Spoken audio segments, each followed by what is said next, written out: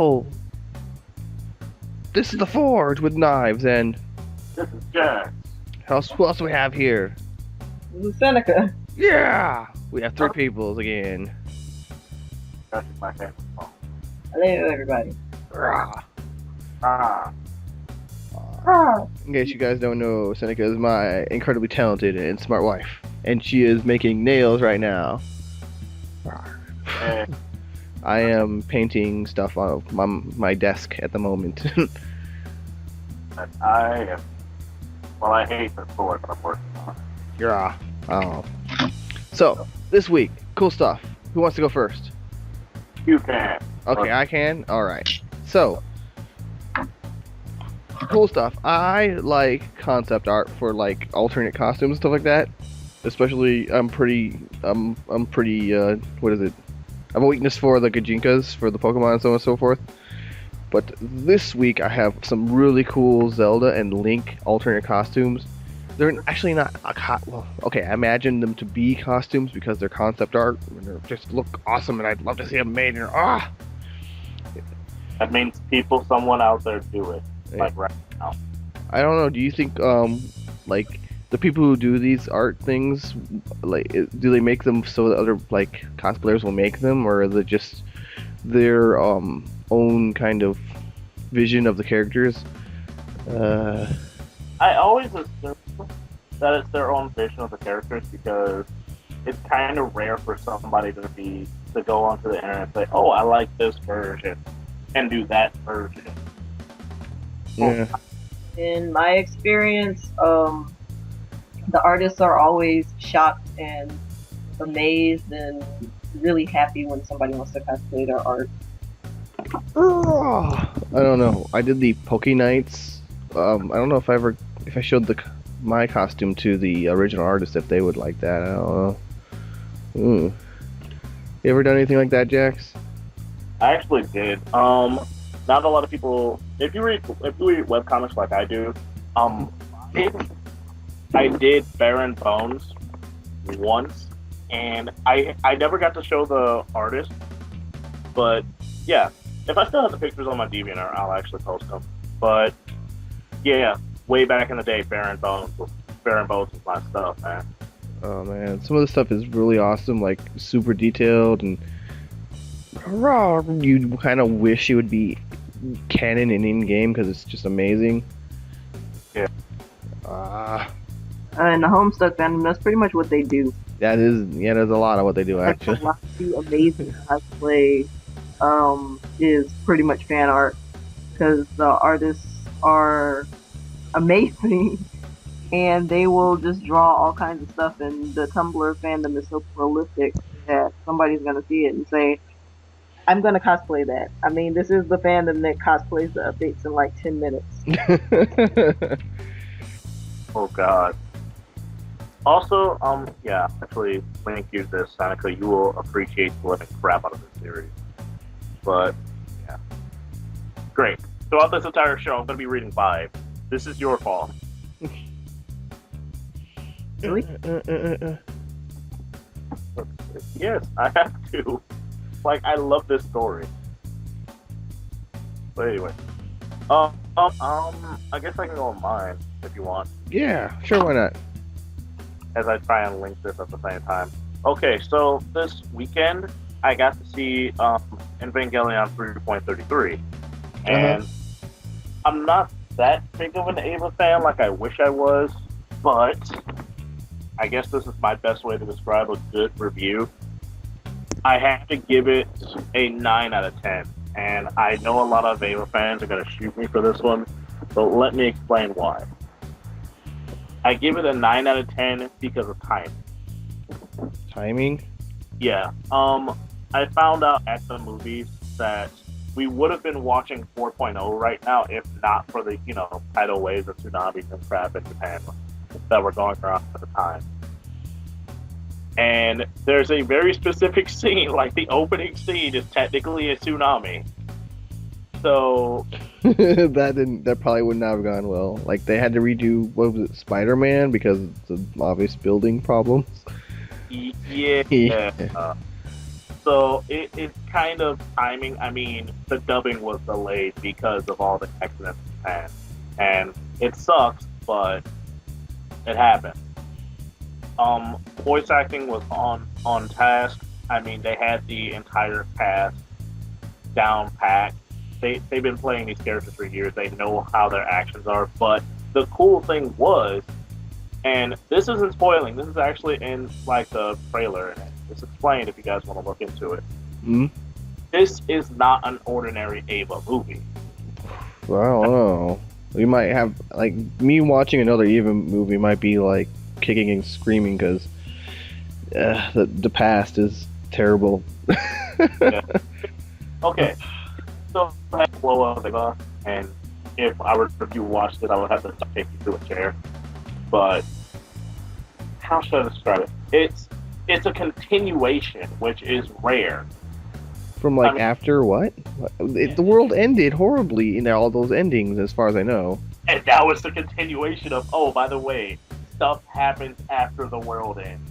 Did you? Okay, well, at least And can you give us the spoiler of how do they say the world is over, but still there's more bullshit? okay, pretty much, some of the main cast survived because in the last movie, Shinji actually grew a pair of balls, and he tried to save Rei instead of versus the other versions where everybody turns into a friggin' tank. Yeah. He actually does save Rei, but he causes a mini attack. So he causes the apocalypse to happen. Hmm. But at the same time, he stops it from fully activating, which means most of the main cast is saved. And for a lot of people that are really worried about this character, I wasn't because he's too much of a boss to die. Gendo survived. Okay. That's all that mattered to me. Gendo survived. And pretty much Shinji somehow gets launched into space and goes into a catatonic state for 14 years. And that's the start of the movie. They find him. Okay, sure. I've seen worse out of a series. No, I haven't. Maybe. God damn it. I'm about to say, have you watched Fooly? Read the fan fiction of Part 2 to Fooly Cooly. No. Fooly Cooly. No, fan fiction in general is not whatever. Fan fiction, that just. I love fan fiction. I giggle. It can be excellent. You just need actual good writers. Oh no, the terrible one. I mean, we got My Immortal for Harry Potter fan fiction for a reason. I don't enjoy wading through crap to find like a nugget of decency. Wait, I don't read. Yeah, screw You this. don't, period. Yeah, I don't read. Why would I even be interested in any of this I fiction? and you burnt it. I watched you. Yeah, well, you shouldn't have given me a book. People don't give me books. I'll take picture books, but reading is not something I enjoy particularly. Get him a pop-up book with only words in it. I want to see what happens. Even the words are pop up. Yep. Put giant words in his face. I didn't see if that exists now. You're a bad peoples. Oh, God. Let's see. I think we did have something else in the awesome section. Nobunagun? Nobunagun. Nah, yes, that word. Love God, watch this series. I'm a history buff, so this series made me happy. So what's the premise then? Okay, pretty much. There's actually, I don't remember the name of the main character, girl, always happy-go-lucky. I sent you the trailer, by the way. Oh, okay, it's in the link, yeah. Okay, you forgot to watch it. Guys, we have links. Look at the links. We did click the link. But yeah, pretty much, she's the reincarnation of Nobunaga Oda. Uh-huh.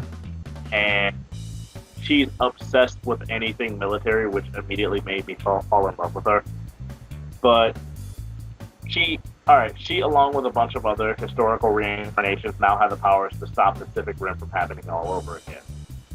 So, This is- Pacific Rim is going on in ancient feudal Japan or something? Is that what? 21st century Japan. Oh, but she's okay. a Nobunaga. Okay. But she has superpowers. Like, she can summon guns. Oh. Okay, can she fly and also in like a gym uniform? Is that what's going on with this? She was wearing a schoolgirl uniform in the first episode, but We're not Swing Strike Witches 3.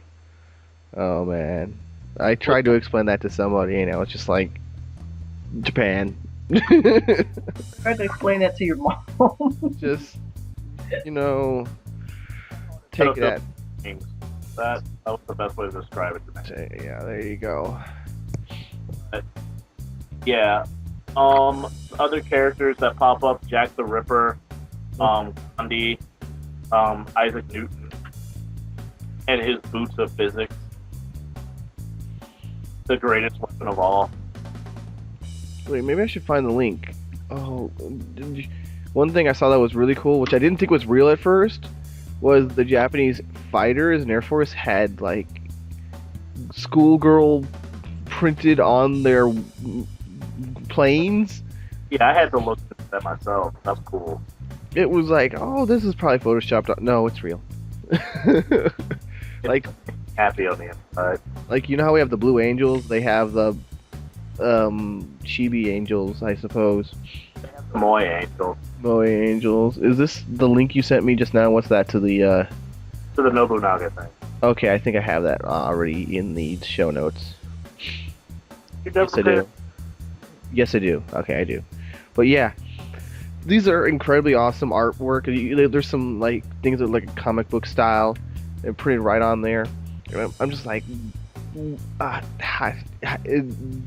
do this to promote the show, right? That's kind of the only reason you do that. Or is they're all custom, as far as I thought. Well, I'm pretty sure they're like refurbished aircraft. I don't think they would buy aircraft for this. Like, you know how rappers would just rent boats and airplanes and crap because they don't. Yeah. I would imagine they did something like that and did a paint job on them, and then after they were done with the shoot, maybe keep it around for a little bit, but otherwise give it back to the military because fighters are kind of expensive, maybe. No, and I hope someone's listening to this that actually can say something about it. But I feel like when they did this, they forgot one major thing that they could have done. They could have did an entire 801 TTS airbat thing going on, but they didn't do it. Wow, you went really old school.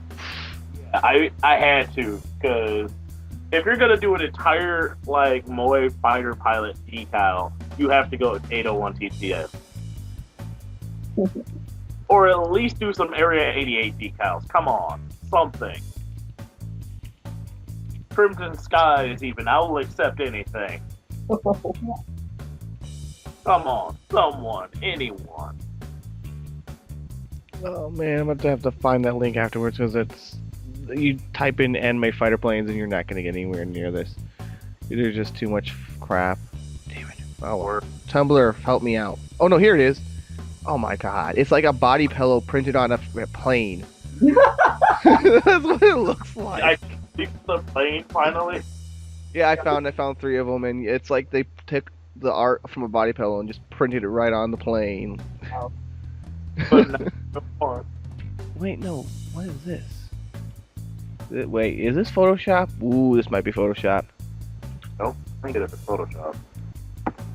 This is pixels. I am photoshopping my senses up on this, because you can, just put a graphic of the ground and their, you know what I mean, a background image of the Earth, and then put that a plane in front of it.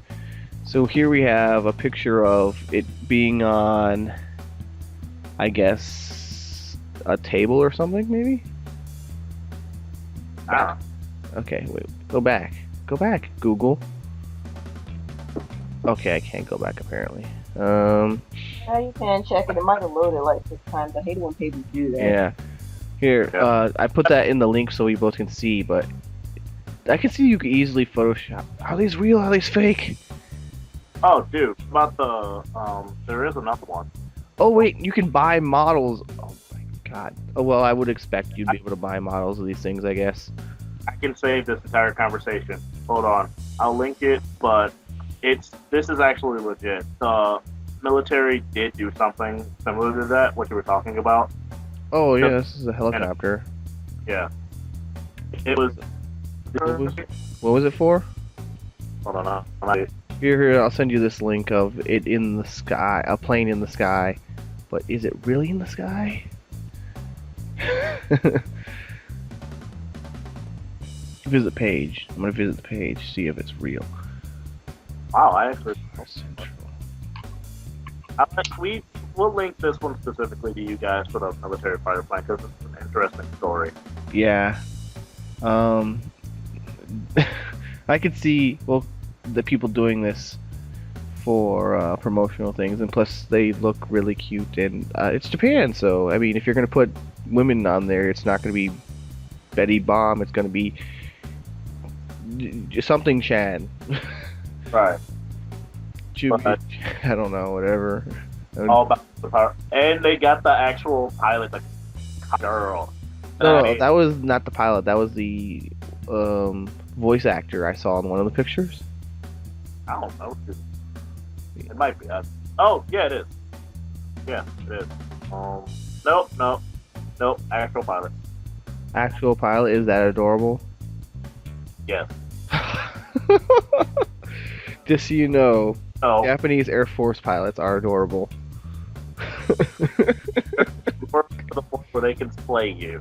Also, if I'm actually wrong, I'm just skimming the story. But if I'm actually wrong, let us know. You're gonna get destroyed, Jack. Just I don't care. She's adorable.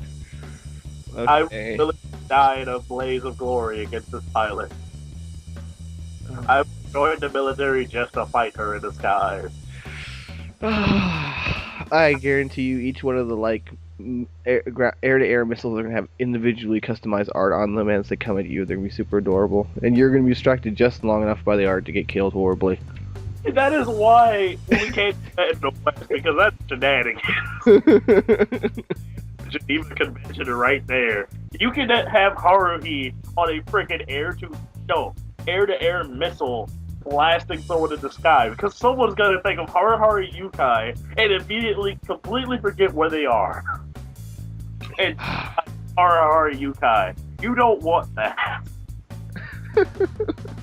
Haruhi kill count will go up by millions if that were the case. Oh man. Oh god, we would be down so many military anime fans. Like, they would be trained to hate anime after a while.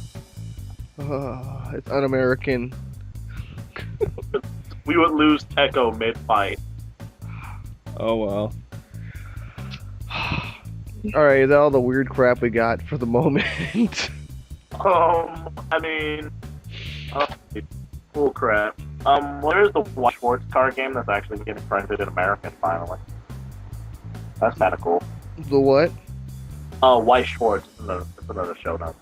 Oh, okay. White Schwartz, and do not ask me to pronounce or translate that properly, because I'm still trying to figure out what the translation is. I know it's not... It is. That word is not Japanese. It sounds German, Russian, somewhere around there. But... probably translate it on the fly. But... We're good? yeah, it's an anime card game that's actually based on anime. Oh, well, is it like Yu-Gi-Oh or the other Vanguard? Because Vanguard has a zillion. It's an anime card game thing. Okay, the dozens of other crap they sell to kids these days. Well, okay, they've been doing it since I was a kid. Why'd you take Mighty Max from me? I was so sad. Mighty Max is actually Polly Pocket for boys. It's true. I didn't realize it, and it destroyed my childhood. But, alright, I'll put it this way. White Schwartz is an anime card game based on every anime. Oh, okay. The anime itself, it is the anime card game. Okay, so... There's a Madoka deck, there's a Fate Zero deck, there's a Sword Art Online deck. So instead of theme decks, you have show decks. Yeah, you have show decks. Ah, okay. And it's its own special type of game, because this weekend I had a chance to watch a demo of this game being played. I was so confused. But as the game went on, it made absolute sense how it was played. Because it's not by life points, it's by Doom Clock, and it's kind of a different setup. it's cool. Like, if for the card game people, I highly suggest giving this a look. See, there are videos on YouTube already that do tutorials on how to play. I'm just saying now, guys, it's different. So don't It's different. don't go in saying, oh, it's like any other card game. It's made by Bushi Roads, and they're kind of infamous right now for making up new rules on the fly. So But new they- game dynamics and such you haven't seen before? Yeah, like Vanguard threw me out the water because I did not expect a card game like that.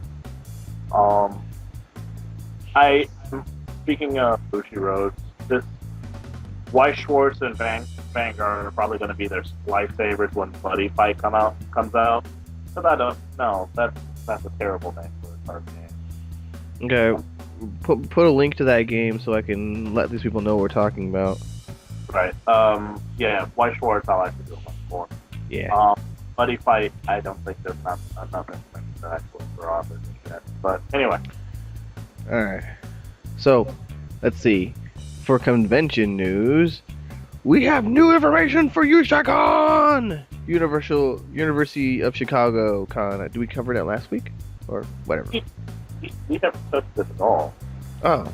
Oh no, we covered the previous weeks and so on. Okay, USHACON, guys.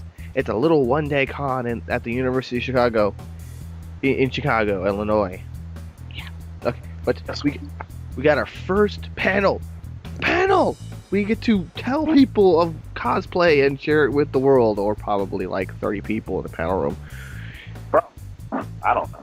Yay! Hi! Hey guys, guess what? This is actually going to be my first panel that I will be sober for. So we're No, going you to be... won't. No. Not if I have anything to say about it. I know. Be sober. You may be sober.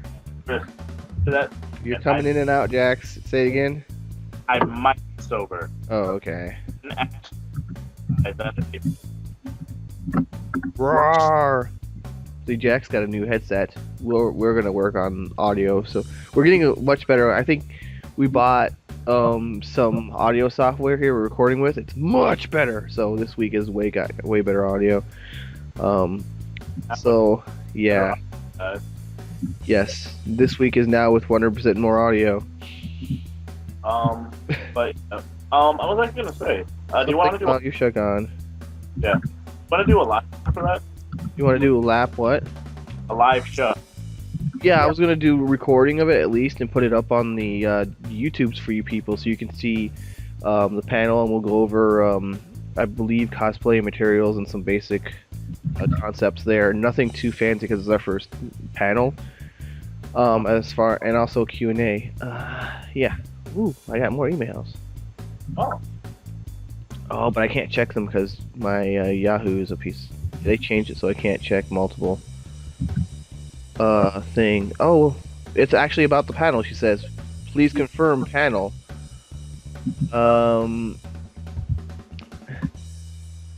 I totally forgot to include a last email sent out. I need you all to email back. So I'm going to right now, since we're on the topic, actually reply and say yes. Yes, we want to do this panel, right, Jax? Heck yeah. That's so much. Oh wait, hold up. I just got an email. Hold up. Did I include your email with the? Yes. Sit here and do a small happy dance because UPS just emailed me back, wanted me back, so that's kind of a nice thing. Jax, you got a job. Yes.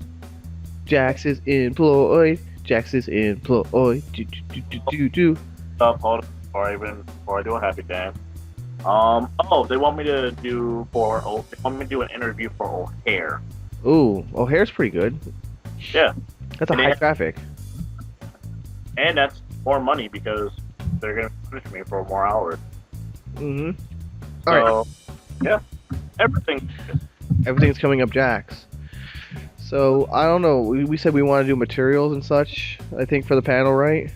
Yeah. So we guys, if you're interested in talking to us personally and you're going to be in the Chicagoland area, especially for this convention, it's a free convention, which is awesome, right? Free is always good. Especially for no job. Yeah. We have a panel from 11 to noon in the main panel room. We got the big one. There were only two, so. Yeah. I will probably bring a stick to beat knives with, so he can actually be happy. As wonderful as I may sound, in person I'm not great. I'm not a good. I don't know. Whatever. Rah, rah, rah. Over this kind of format, I have more time to think about what I say, and I can say things that are horrible and destroy cosplayers forever. Which is that's why we have the beating stick. Oh well. But that's gonna be fun.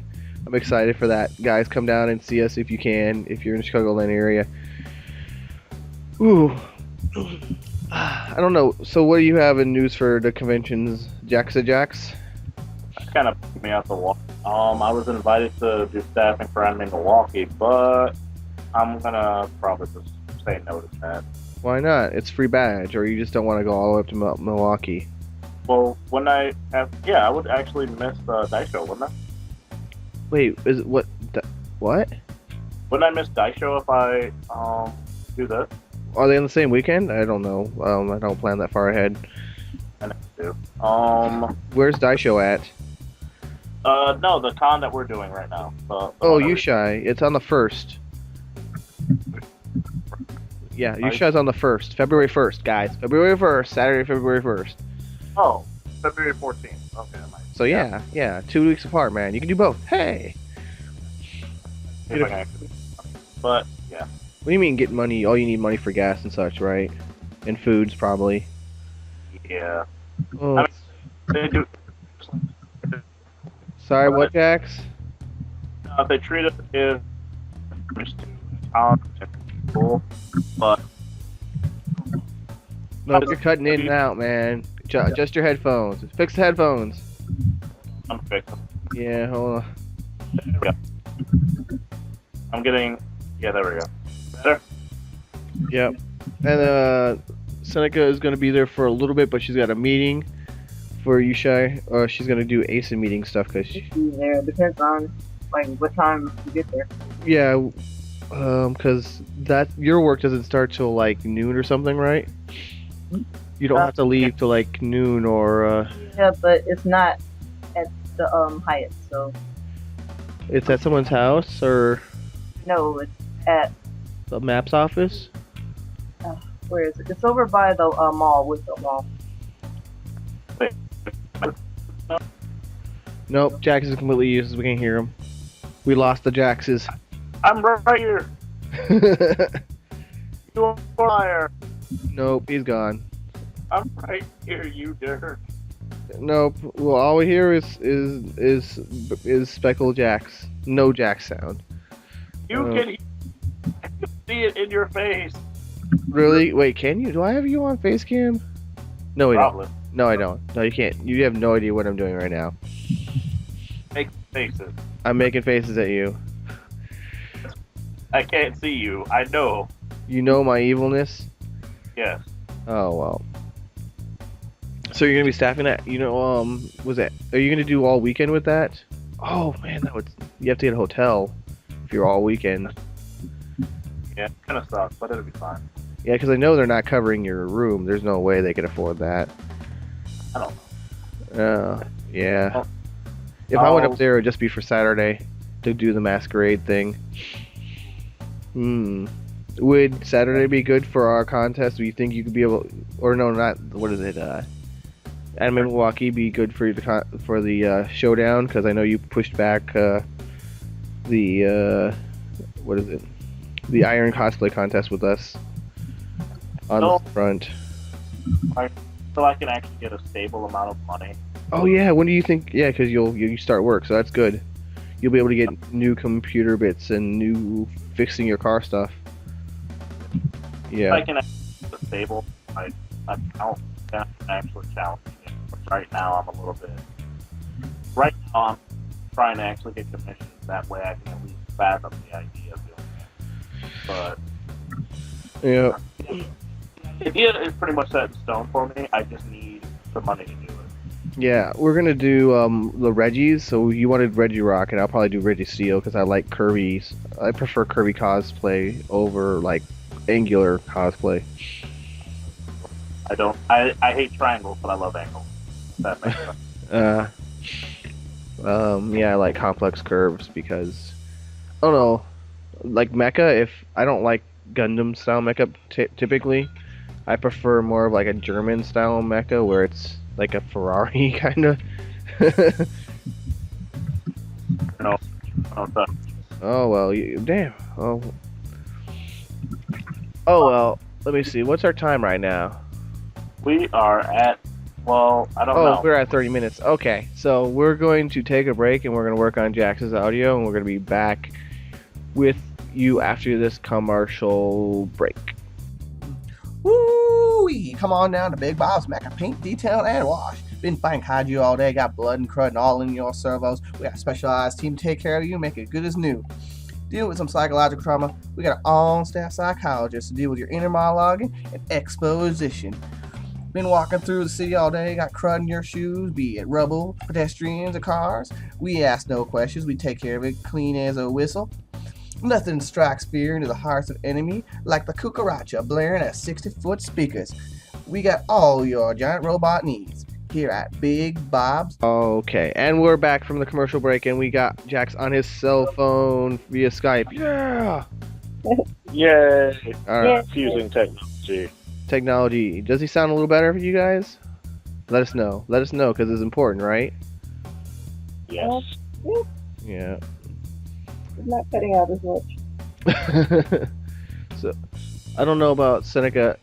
We go to a lot of cons though, right? Yeah, Yeah. there's a lot we haven't gone to. Though. Around the Midwest, yeah, there's a ton. Yeah. We've gone to any Unless else you're gonna say. except Oticon. Mm. Yeah. But Speaking of, yeah. Hmm? Go ahead. I was about to say, road trip to California cons. Seneca is trying to get me to go to what was it? Anime Expo or SDCC, but that's not really an anime con. Oh yeah, one of those. Shoot, it's so expensive. So expensive. Yeah, and SDCC has a admission cap. I think AX does too, though. Yeah, so you have to really plan ahead for those. Yeah, Like I said, they changed the way they do their ticketing, so they only sell single day tickets now. They don't sell the weekend tickets, apparently because people were buying a weekend ticket and then not going all the days. So it kind of wasted days for people who could come on those days, but they didn't have any available tickets because they literally sell out in minutes once they go up. And so I guess they did that to open up more available tickets and make people able to, buy them. But you can buy all 3 days if you want to at once, right? You can. You still have to buy them individually. Ooh. So I'm guessing people are still going to do that. And then if you have all the individual tickets, you can consolidate them into one ticket when you get to the convention. So you won't have to build badges. Well, there's a. I remember you saying there was a. You get a bonus for having all 3 days, right? Oh yeah. They have it's a Thursday, Friday, Saturday, Sunday con. And if you buy all the Thursday, Friday, Saturday, Sunday tickets, then you also have the option to buy the Wednesday preview night. But if you only buy 1 or 2 days, then you can't buy that Wednesday ticket. Oh. Wait, you don't get it for free? You just the option to buy it? No, you still have to buy it. I think last year it cost like $175 to get the weekend ticket plus like the Wednesday, but now it's $195. For all the days including Wednesday. that hurts my soul. Yeah, and then there's transportation costs. And, it goes crazy. Yeah, it sells out pretty fast. Like I said, literally in minutes. Yeah. That's something you plan like 2 years ahead for, shoot. Yeah. Yeah. And you have to create an account to be able to buy the ticket, so you can't just go and buy it just finding out about it, because they actually turn off the ability to create an account before the tickets go on sale. Ooh. Wow, That that's hurts my. And they opened Dang. the pre-registration up to people who had a ticket last year, or at least they're doing it this time. I'm not sure, because I'm just now hearing about this, so I wasn't interested before. you have to be grandfathered in to get a ticket. That's harsh. Yeah, it's like you had to go last year to be eligible for pre-registration, and then they opened a second registration up. That's the open registration for people who have accounts and can buy a ticket. So you have to be a veteran of the con just to get deals. That's Well, It's like know this stuff. You can't just walk in out of nowhere, just oh, I want to buy a ticket. Oh crap, I gotta create an account. Except the tickets are on sale right now, and I can't create an account. yeah. yeah. I've actually heard people say that it's more of an industry con, like the lines are forever for people who've gone to them. It's like the lines for everything is forever. That would kind of make sense. It sounds like more of an industry con and not so much like a fan con thing. The cosplay game is like incredible, but a lot of those people are industry too. Well, yeah, if they're being produced by the companies. Yeah, if I'm paying $200 for a ticket, my costume better be like die-cast metal after a while. What I mean is, like, these are probably paid models in some cases, with industry produced, LA Like these set people ready. have studios. Yeah, studio quality stuff. And I don't know about you, but that's really hard to match. They have jobs doing this. Ooh. Yeah. Yeah. I'm going in there and I speaking. guess there's always AX. I'm not sure how easy it is to get into that one. I should look into it. What is it? But in the Midwest, at least, you know how we've been going to so many cons. I'm hoping to cut the cost of that by doing more panels, getting the panelist badge. Yeah. Hmm. I mean, that's why I've been doing. Well, actually, I do staffing for like so many different reasons, but I love doing guest relations. I just love talking to people in industry. Oh, well, have you gotten to actually talk with? Never. I'm not. We're not going. We'll save that. Yeah, that's I'll say yes, but yeah. We can't go into details probably at all. Yeah. Yeah. Yeah. I know how that goes. Yeah. But no. Yeah, that's fun. I've only done ASIN staffing, and I just move around where it's interesting. I probably have to do more stuff with conventions, though. I'm gonna be there anyway, mostly for work or doing the video stuff. So, Yeah. Aside from the I mean- masquerade, I don't do much more. I mean, for me, it's kind of, again, I do guest relations with security and registration. Those are my fields of expertise, so. And you heard back from the ASIN registration, didn't you? Yeah, I told you earlier. She emailed me at 8 her phone number, so I'm going to call her probably about 10 tomorrow. Okay, so you should show up for the staff meeting at least just to check in and do FaceTime and such. Yeah. Yeah, Speaking of... That's always good if you want a staff. Get FaceTime in. That's it'll help you for sure get into staffing. Also, link me the date for the staff meeting, by the way. Link me the date for the staffing thing, by the way. What day is it, Seneca? It's the 18th? Let's see. Oh. The all-staff meeting? Yeah, all staff next one. Oh, the 25th, February 25th, man. February January 25th? Okay. Yeah. Actually, I think it's February January. 25th. Okay, I can do that. Yeah. Because I really want to do guest relations this year. Yeah. I want to do registration, but I don't think my mind can fathom screaming at people. No, you don't do that. You be nice. You do good guest services, and you be a good Jax. Smile, and you're the face of the convention. You were the first people that people meet as they come through the door, and you must be the happiness of all of us. but then I can't beat people in the head with wrenches. No, you can't do that. That's not on the list of things you can do. See, I need that skill set though. That's like in my feet. that is not applicable to particular services within the Reg department. But Be nice. You must be professional. You must have good customer service. Yes. so I can't throw a boulder at them for asking me questions. No. You can't throw. That I don't You can understand. always direct them to someone who knows if you don't know the answer to the question. But we should train you well enough where you should be comfortable asking at least the basic questions. Okay. So can I throw them at the people that they need to go to? No throwing. No throwing, Mike. No, Throwing the attendee. Jax. No If I throwing bring Jax. a trebuchet, if I bring a trebuchet, Trebuchets are not allowed on the premises. It is a breach of you contract. don't know that. You do not know that. Trebuchets are projectile weaponry, and they are not allowed on the grounds of the convention, or you will be tackled by our team. Maybe not. I'm pretty sure if I bring a trebuchet the size of a bus, tackling me would be the least of my concerns. All right. Might get involved by that point. All right. So, what are these costumes that you've seen this week, Jack? Oh, yes. Okay, I am a obscene lover of the Warhammer 40k universe, and okay, I see a lot of Space Marines. Mm-hmm. A lot.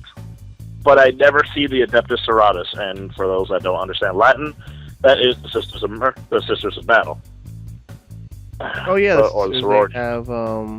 They have miracles or something as their special feeder. Yeah, like I personally find them really cool because they're different. I mean, in the Warhammer universe, it's all I'm gonna crush your skull, blah blah blah blah blah. With the sisters, it's a little bit more tact versus skull smashing, which I love skull smashing. Miracles. Yeah. Yeah. But it's so cool. Like since Warhammer kind of has the whole Catholic Church feel to it, it's kind of nice to see that the nuns can still crush somebody's skull into. Shh, But stealing ideas. it is not stealing ideas. Ah. But anyway, all right. So what's going on with this? Wow, there's I detail. saw a bunch of different.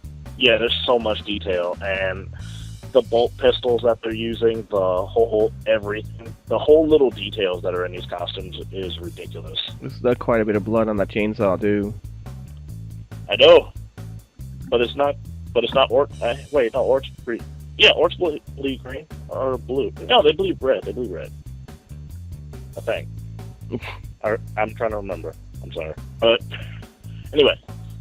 But yeah, I just love the little details that they did with the guns. The fact the armor itself is just one massive detail.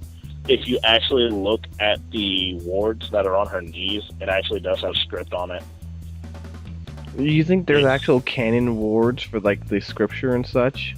Like, and it, No, no. to They're be just honest, Scrabbles. Yeah, I mean, I think there's only 14 canon wards. Oh, I don't know that much. Yeah, I mean, if we really want to go canon, she's using like the basic religious saint symbol, but and that's no diss to her. That symbol is perfect for her, perfect for the Adeptus. But yeah, it's like there's really no way to do canon wards unless you pay $40 for the Sisters of Mercy, the Sisters of Battle books. Yeah, no, I can't hold that against anyone. But yeah, I'm just looking at this bolter, and the fact it does have a chainsaw on it, and that makes me giggle. But yeah, I saw like two whole separate ones that really caught my eye. There's that one, and there's the other one that apparently doesn't want to open for me right now. Let's see. We're gonna link these anyway. You guys can see them one way or another. Yeah. But again, I want more Sisters of Battle, especially in a couple of years.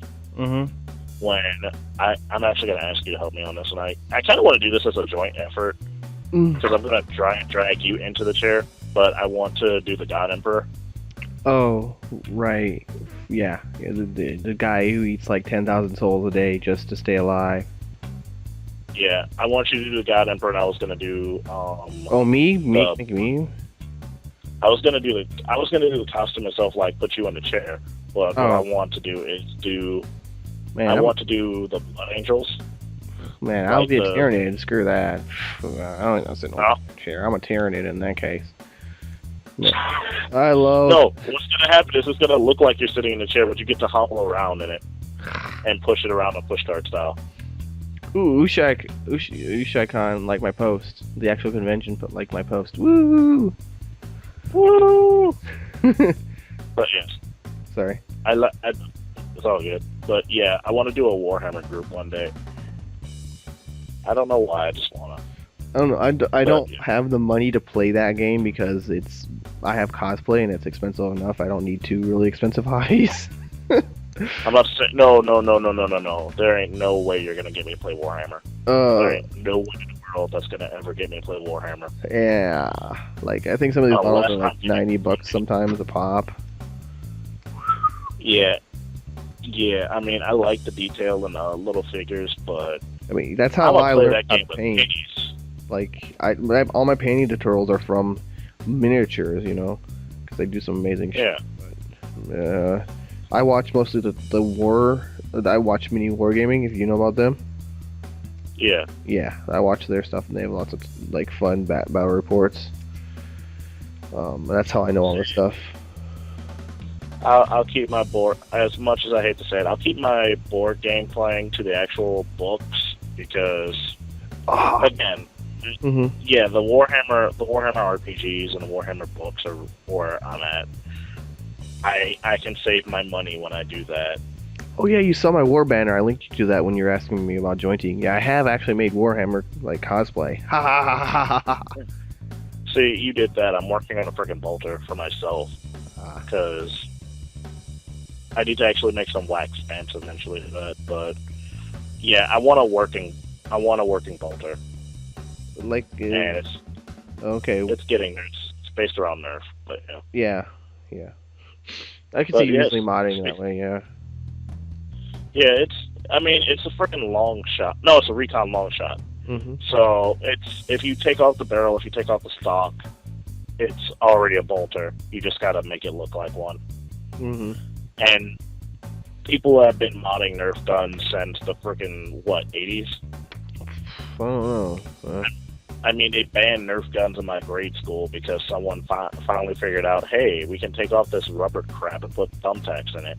Yeah. Yeah. Well, you know, I did Nerf. What is it? The Nerf Commandos in college. Nice. Yeah. I did that in high school and then got like freaking gun checked in the chest and stopped. You have to create like a new shot type because of you. I kept blinding people. I kept I was. How do you blind someone in Nerf? Well, Eye shot. I kept shooting them directly in the eye. Like his aim was. Oh yeah, you did that to me, you jerk. Yeah. Well, yeah. The PVC pipe. Like people were removing their limiters and stuff. In case you guys don't know, Nerf guns have limiters to keep the pressure down, and replacing all the like springs and rubber bands and such. But I found that like just half-inch PVC pipe was really effective, and I could get really good range from like 18 inches of PVC pipe and just make a blow dart gun. Oh, then there was the fact that a frickin' Bonadori one year you shot me point blank in the eye with my modded Nerf gun. Oh yeah, you're modded Murphy. Yeah, well, I had a little. I played a little of that game too. Yeah. My poor Ocelot, which Mhm. I don't know how you did it. When you shot me in the eye, you destroyed the Infernal. Oh yeah, because I cranked it back and then never mind. Jerk. I like Nerf. I do enjoy Nerf. Was it I like. Was it? Yeah. Oh well. But I have cool stuff too to show. I don't Yes, think my link please. is actually working because I think I put the wrong link. So I'm gonna link that to you right now. It's probably. I think the link I accidentally copy and pasted was to the San-deago thing. So there's a link, and it's pretty And awesome. I just. Oh wait, no, this is Seneca's link. I'm actually looking at two separate things. Oh yeah, that's the cool thing to talk about. I just put it up there so I wouldn't forget it. what is it? It's Sakura Oogami from the one with the yeah. bear, with the half and half evil bear. It's like a murder. I mean, it's Danganronpa, I think that's how you say it. Yeah, Yeah, Wow, Danganronpa. that's the cosplay. yeah. He is clearly awesome, and you know it's supposed to be a girl in the show, but it's obviously way more. But it's better pulled off by a really ripped dude, and it looks amazing. And he's got guts. I mean, even if it's crossplay, I don't think anyone's going to say shit to him about this. Yeah. No, I'm actually kind of laughing because. Oh yeah, Chris, were you? Yeah, did you know about that stupid contest Huh? on Facebook? The Well, contest on it's more Facebook. Specific about stupid contests on Facebook because there's kind of a lot of those.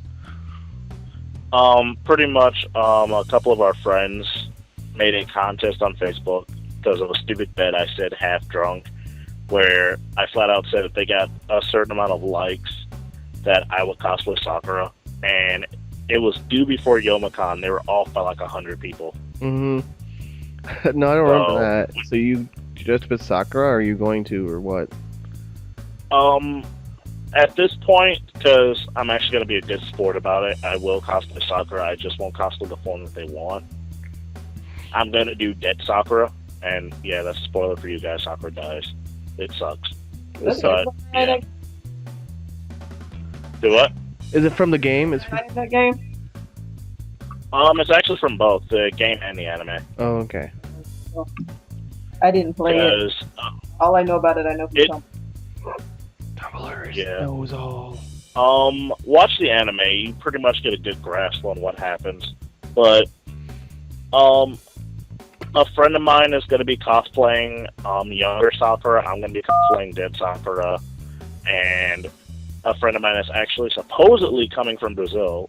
I don't know. He's weird. From He's going to be Brazil. doing. Brazilian cosplayer. Yes. Uh-oh. Better step up the game. Hey, my Rangiku that I miss her. I actually should try and get in contact with her again, but I haven't talked to her since the days of AOL. So she does Rangiku, but her husband, I want to say, no, that might not be her husband. They both live in the same town, I believe, but he's going to be coming for Ace this year, and he might be doing like a live Sakura. Oh, is it going to be here for the World Cosplay Summit thing? Yeah, we're doing the I final. think so. Yeah. That might explain why he was talking to me, because I haven't talked to him in years. Yeah. And he was like, "Oh, I have commission for you." And I'm like, "Oh, where have you been, you salty dog?" So, But Max, yeah, you get ready to be a little jealous. there's so much jelly going down. I am very likely going to be involved with that.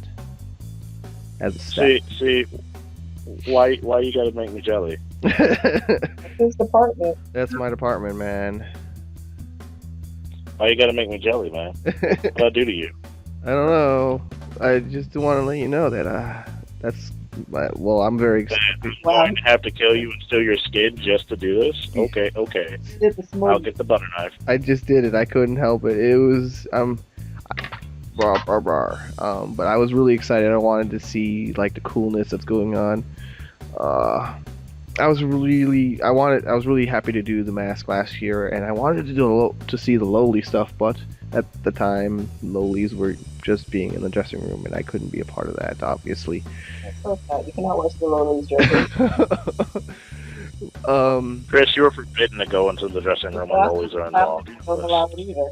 But I didn't, not for those reasons. I was obviously because of awesome things they had reasons, and not for the reasons you're probably thinking. Oh yeah, because the Japanese fashion house was there. Yeah, they had some really cool stuff. Yeah, I know. I bought some of it. Remember? I couldn't even look at it in detail because it was like it's a shame that it was on stage. You couldn't see it. Ah, damn. There's so much detail put into that stuff, and it's gone to waste, like in hairpins and in the linings and all this stuff, and they're 40, 50 feet away where you can't even see them with the stage lights. Ah, damn. Well, I'm nerding out on making stuff. That's kind of what we're supposed to be doing on this podcast, if you remember. Yeah. So I wanted to get a really good look at their costumes, or well, their dresses. They're not really costumes. I don't know. It depends on how you look at it. fashion stuff. Yeah, they sure only wore it for the show, though. They got right out of it immediately because it was ungodly uncomfortable. A couple of them were remarking upon. Especially, like, they were out of their shoes a lot of the time.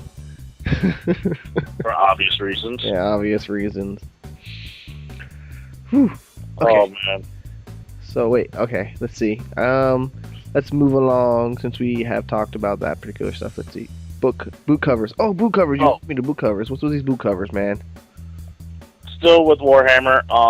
Yeah, Warbler. I actually want to invest in a little bit of Warbler so I can, figure out what the whole hype is about it. Well, man, I give you some scrap. I got you live, I don't know, 20 minutes away. I'll give you some scrap. You can play with it. I live like down the street from you, technically.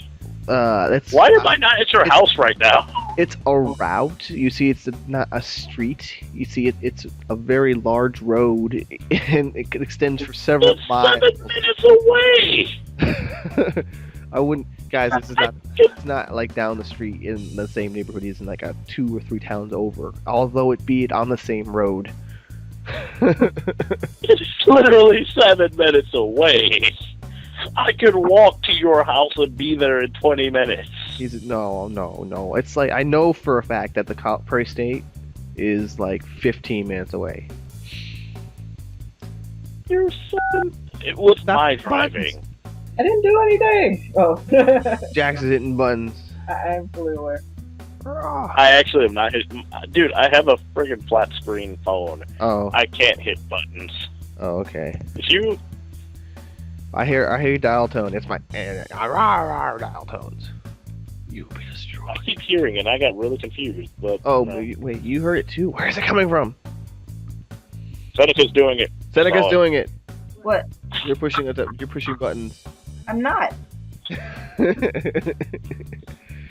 Okay, Someone's pushing buttons. So what's this thing you got for us, Seneca? Then. Oh wait, no, wait. Jax, okay, so what's with the boots? Alright, I think we forgot what we were doing. Boots, what's with the boots? Forgetting things. Yeah. Oh, that's DJ Com.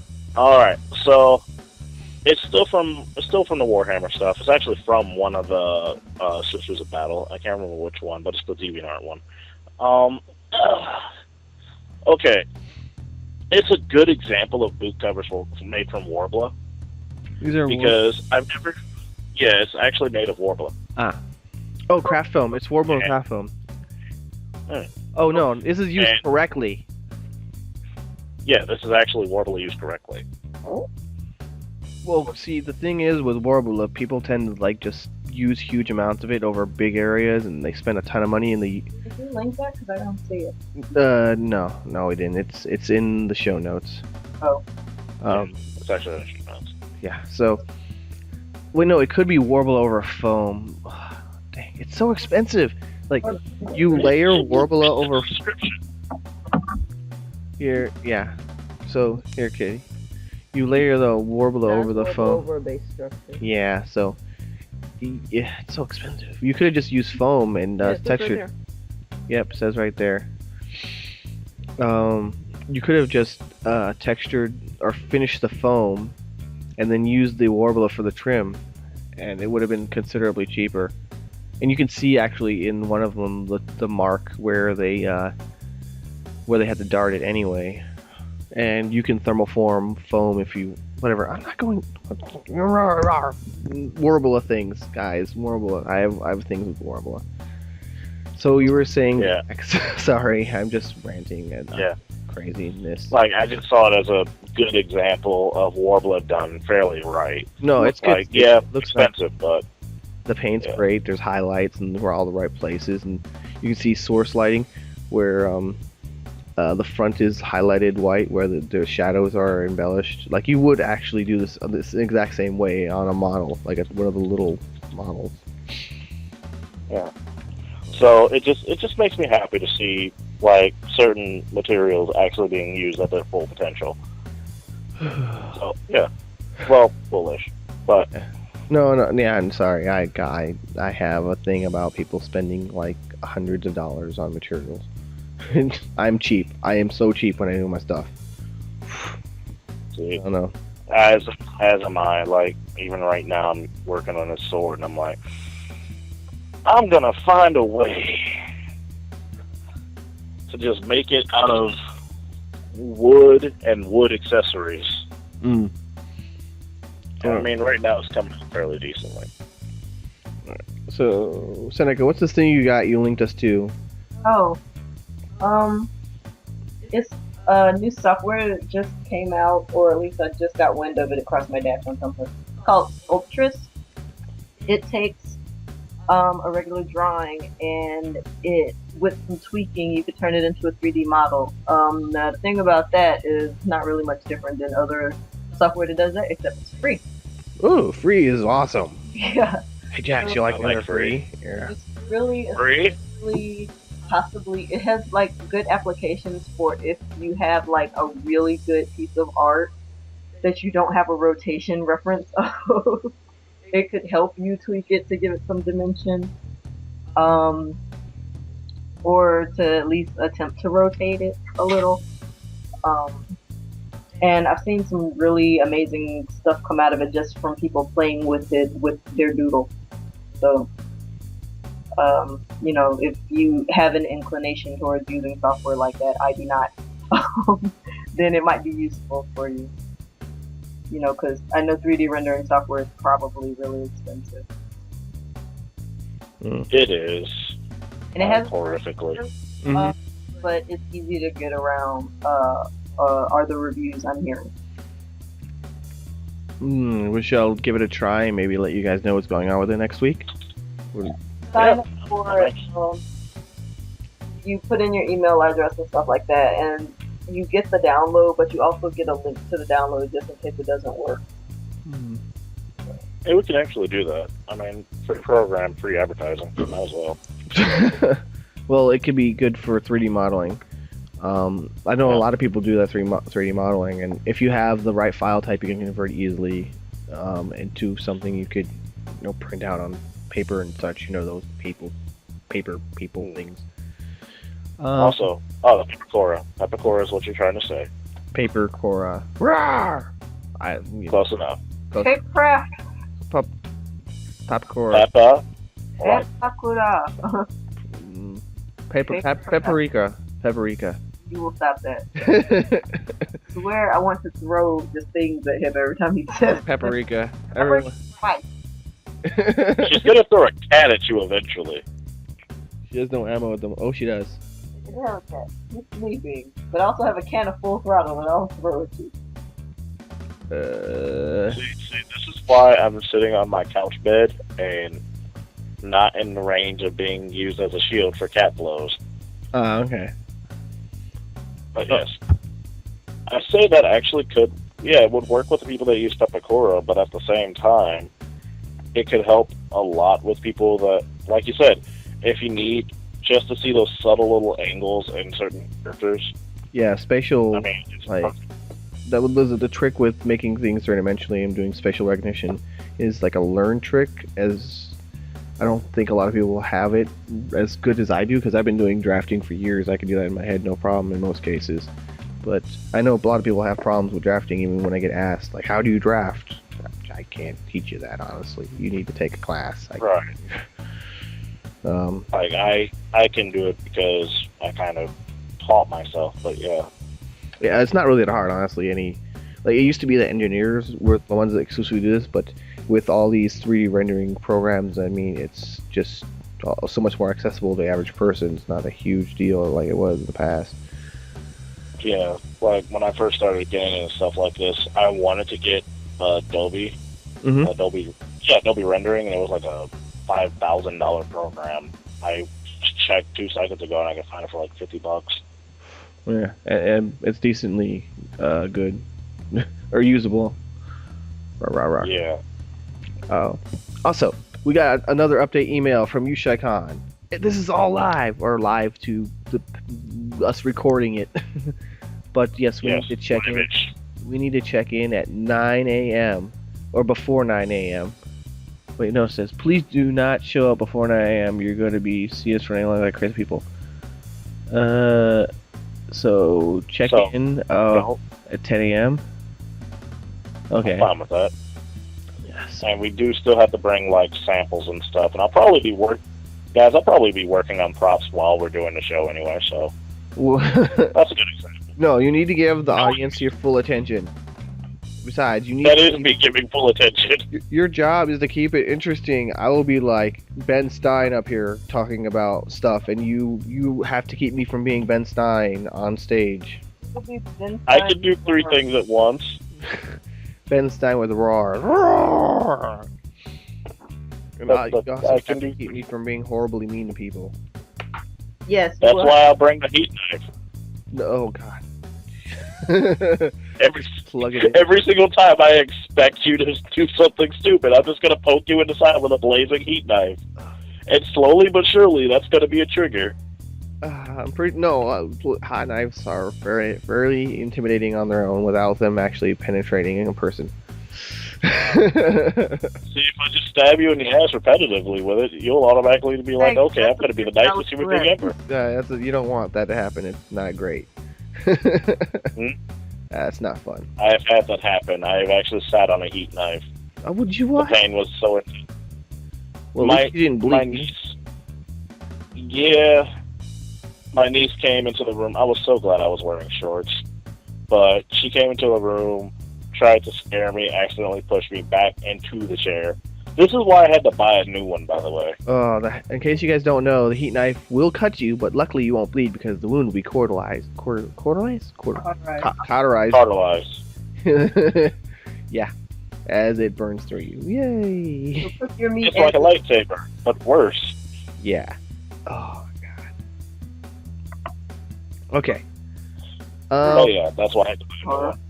Alright, so I think it's about time that we take another break and rest our voices and stop the recording. We shall be back after a word from our sponsors. Roar! Hey guys, Slag here. Are you a badass with a cold shoulder? Come to Slag Shoulder Lolly Emporium. We have all kinds of lollies in stock. Small lollies, big lollies, lollies. Yes, guys, that's a real thing. We have so many lollies. French lollies, Brazilian lollies, American lollies, European lollies. We're doing a 2-for-1 sale. Buy one, get 2 free. Think you're badass enough to have more than 2? Come to Slag Shoulder Lolly Emporium off the corner of here and Nether. Alright, and we're back, Cosplay World, with these messages from our sponsors. Yeah! There's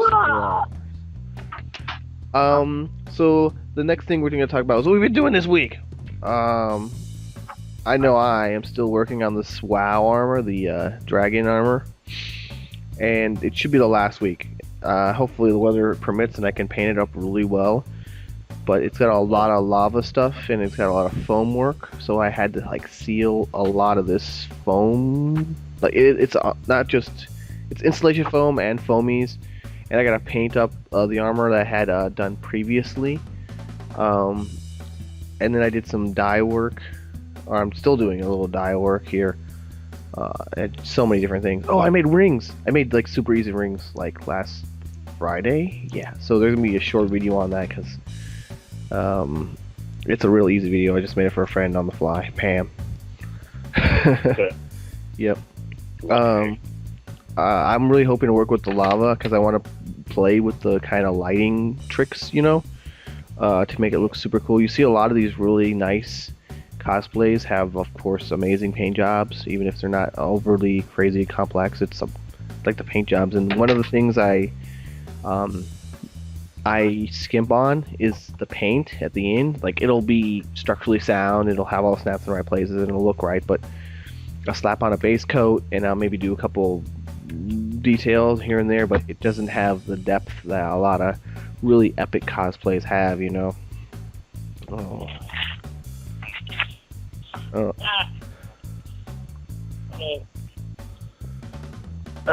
I mean, you actually do really good in comparison, though, with paint jobs, because, again, my focus when I'm actually finished is usually the paint job. Unless I'm rushing, but... My old paint jobs used to be super horrible. God. Oh, God, I'm still holding on to one of your older props. Which one you got right now? No, you're... Actually, right now I'm holding onto your lizard man head. It's kind of funny. Oh yeah, Lizard Man hand, that was fun. I think that was Lizard my man peed himself. I think that was my first use of PVC sheeting in a combination of cosplays. Yeah. It was funny. I still remember Seneca telling me the story of the lizard man peeing himself thing. Lizard Man is king! Okay, guys, I had a water cooling system where it would circulate water, and one of the seals broke, and all the water drained out in the middle of the con floor, and that's what happened. It was raining out of your face as you walked down the hall. I didn't even know you were there because I was doing something else, and then next thing I know, I hear Lizard Man is king! God damn it. So that was not successful. I think the problem I had was the pumps were actually in. You know how the lizards have those like raised heels with the claw? So I just stood on my toes like a ballerina kind of, and if I leaned actually on the ball of my foot, it would push a little pump which would circulate the water around, and the pressure apparently was too high for the valve, and it just blew like an hour into wearing the costume. What are you doing, Jack? And now you know. Nothing. Nothing. I hear you moving things around. What are you doing? I am not using my planer to sharpen a sword. Oh, okay. We can hear you though, by the way. Rawr. No, you can't. No, you can't. Okay, so what are you? So you're apparently making a sword this week, is that right? Yes. Alright, so due to the fact that frickin' Ragnarok decided to happen in Chicago this year, I have not been able to do anything. So at this point, I'm like, okay, screw everything. I'm just gonna move most of my materials into the house and try and like fight the weather. Because, yeah, I can't, a lot of people don't know this, but I can't work in the house 90% of the time because, again, grandma and most of my stuff is crazy loud. Yeah. So, yeah, I can't use the Dremel, I can't use the jigsaw, I can't use anything, so I had to go full Amish on my materials, which it's kind of hurting me, but... And your garage is cold as hell. Yeah, that's the other thing. Before you guys say, oh, why can't you just close the garage door? Yeah, there's a funny story.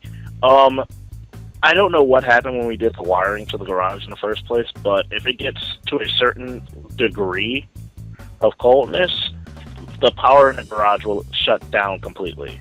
So I can't do jack in there for the time being. I mean, I was frozen out of it for the first 3 weeks. Jesus. Well, the first 2 weeks of January. It would still suck to work in there otherwise, even if you did have power. It's just so cold in that thing. Yeah, I know. And I mean, it's cold in there in the frickin' summer. So, that's just saying something. Yeah. But, yeah. It's a nightmare, so I'm kind of blitzing through props right now, just trying to find ways to do them. And it's making me a little bit sad because this might be the first time I'm ever late on delivery. And that makes me cry. Yeah, that's really important as someone who makes props, is to make sure you get your stuff done on time. Or actually, like, requests of any kind, I should say. Yeah, I mean, I've talked to the people face to face, and I told them what the situation was, and they're fairly close to Chicago, so they know my pain. The blizzard of 2012 or 14, and it also 2013 into 14. It snowed again today, so that was no help. Yeah, I was like, okay, yesterday I went to the garage, grabbed everything since it was a good day, started on the blade base, and I was like, okay, I don't need my jigsaw today, I can actually cut it out tomorrow if it stays this good. I wake up, snowstorm. Son of a bitch. Chicago cosplays are difficulter. Well, okay, maybe hard. I guess you have to deal with heat when you're in warmer climates, and that has different problems. But yeah. I don't know. I got a request. Someone wanted me to make that blood sword from Beyond Boundary thing. And I'm like, I kind of want to really make it. It looks really cool. I want to make it, but can I do it? Is it gonna be warm enough before when they need it. Give it to me. Depends on when I need it, because I actually kind of want to make that too. Maybe. Well, no, they want it resin. They want it resin. Yeah, not wood. They want it resin. So that's got to be warm weather. Yeah. Yeah. Oh, dang. I would actually have to decline that one. I get a lot of requests. Guys. I don't have enough time to make them all. Sorry. Like I said, put up a bounty board. I'll probably grab a few. I don't like to put up, but see, people when they ask me to make stuff, like probably want me to make them. So it's Jax. If you put up more tutorials on the video, I could more easily refer you to them because they would know who you are and all that good stuff. You know what I mean? But yeah. Well, once I actually get the job. Yeah. Well, the job's probably gonna pay more than commissioning, so it's a catch-22. Yeah. Yeah. I don't know. Like, it's really hard to refer people to other people. They usually almost like seamstress work almost always falls through. It's really annoying because they're like, "Hey, do you know anyone who can make stuff like what was it, dresses and stuff?" And I say, "Well, I know a few people," and then they don't. A lot of times don't even bother to talk to them, and it's. So, I mean, I'll still refer them. Yeah, but it's kind of.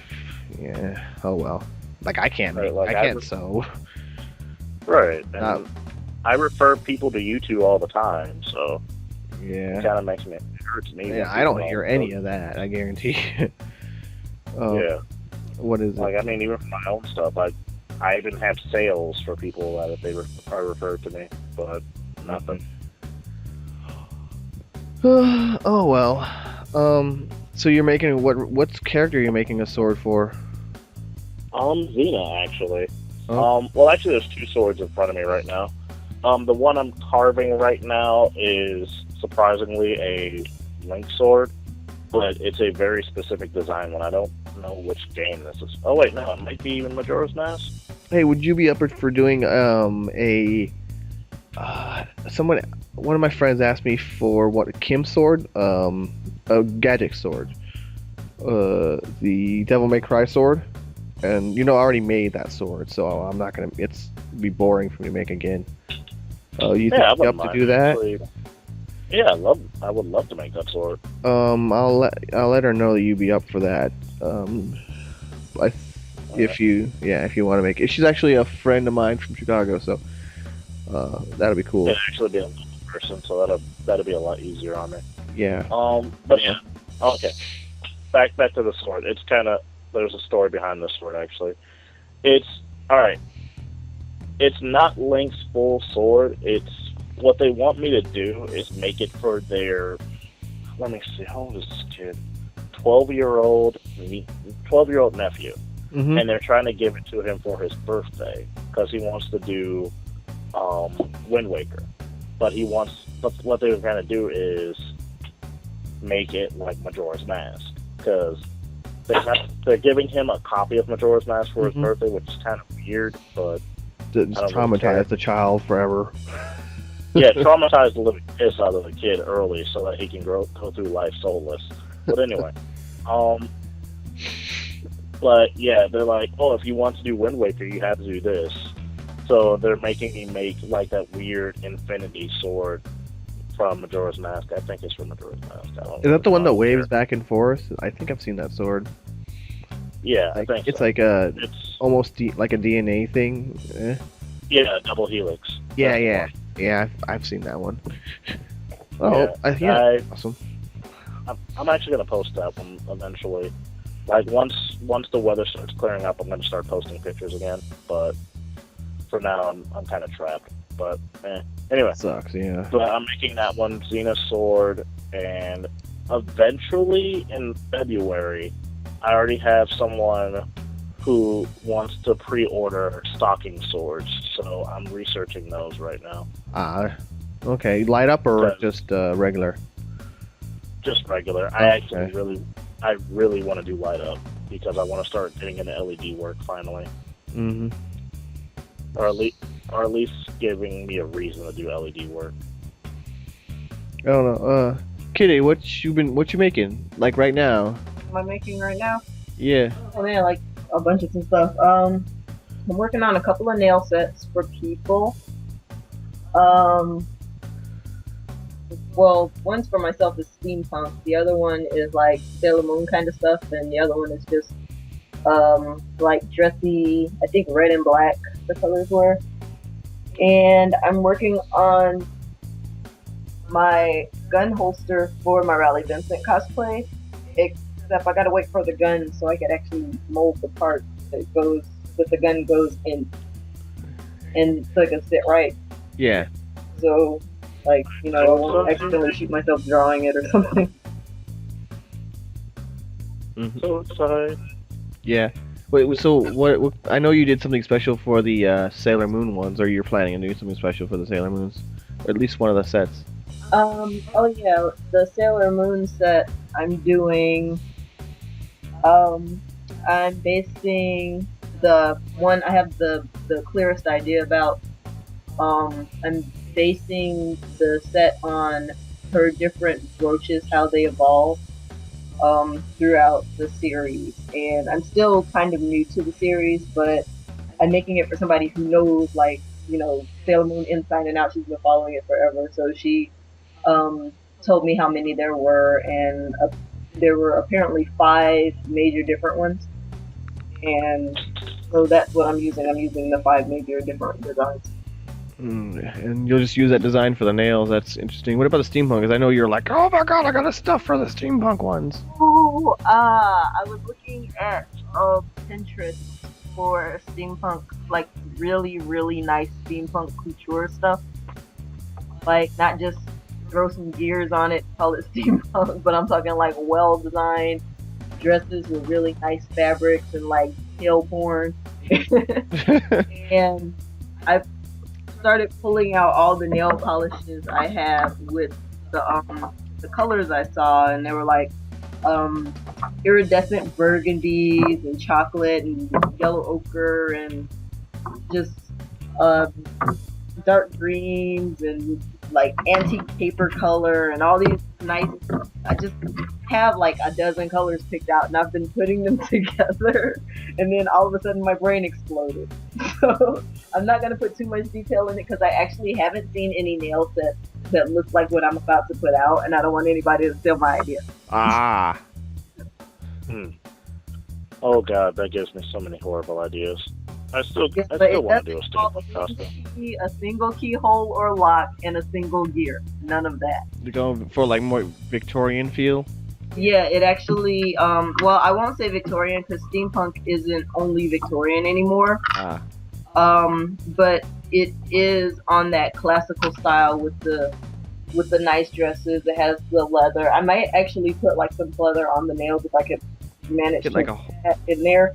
But it looks like a valid accessory for outfits like that. And it's not going to be the long gaudy nails because I don't think it'll work, especially since a lot of the style revolves around gloves. So I'm going to do shorter nails for these, but these are going to be really, really nice and detailed.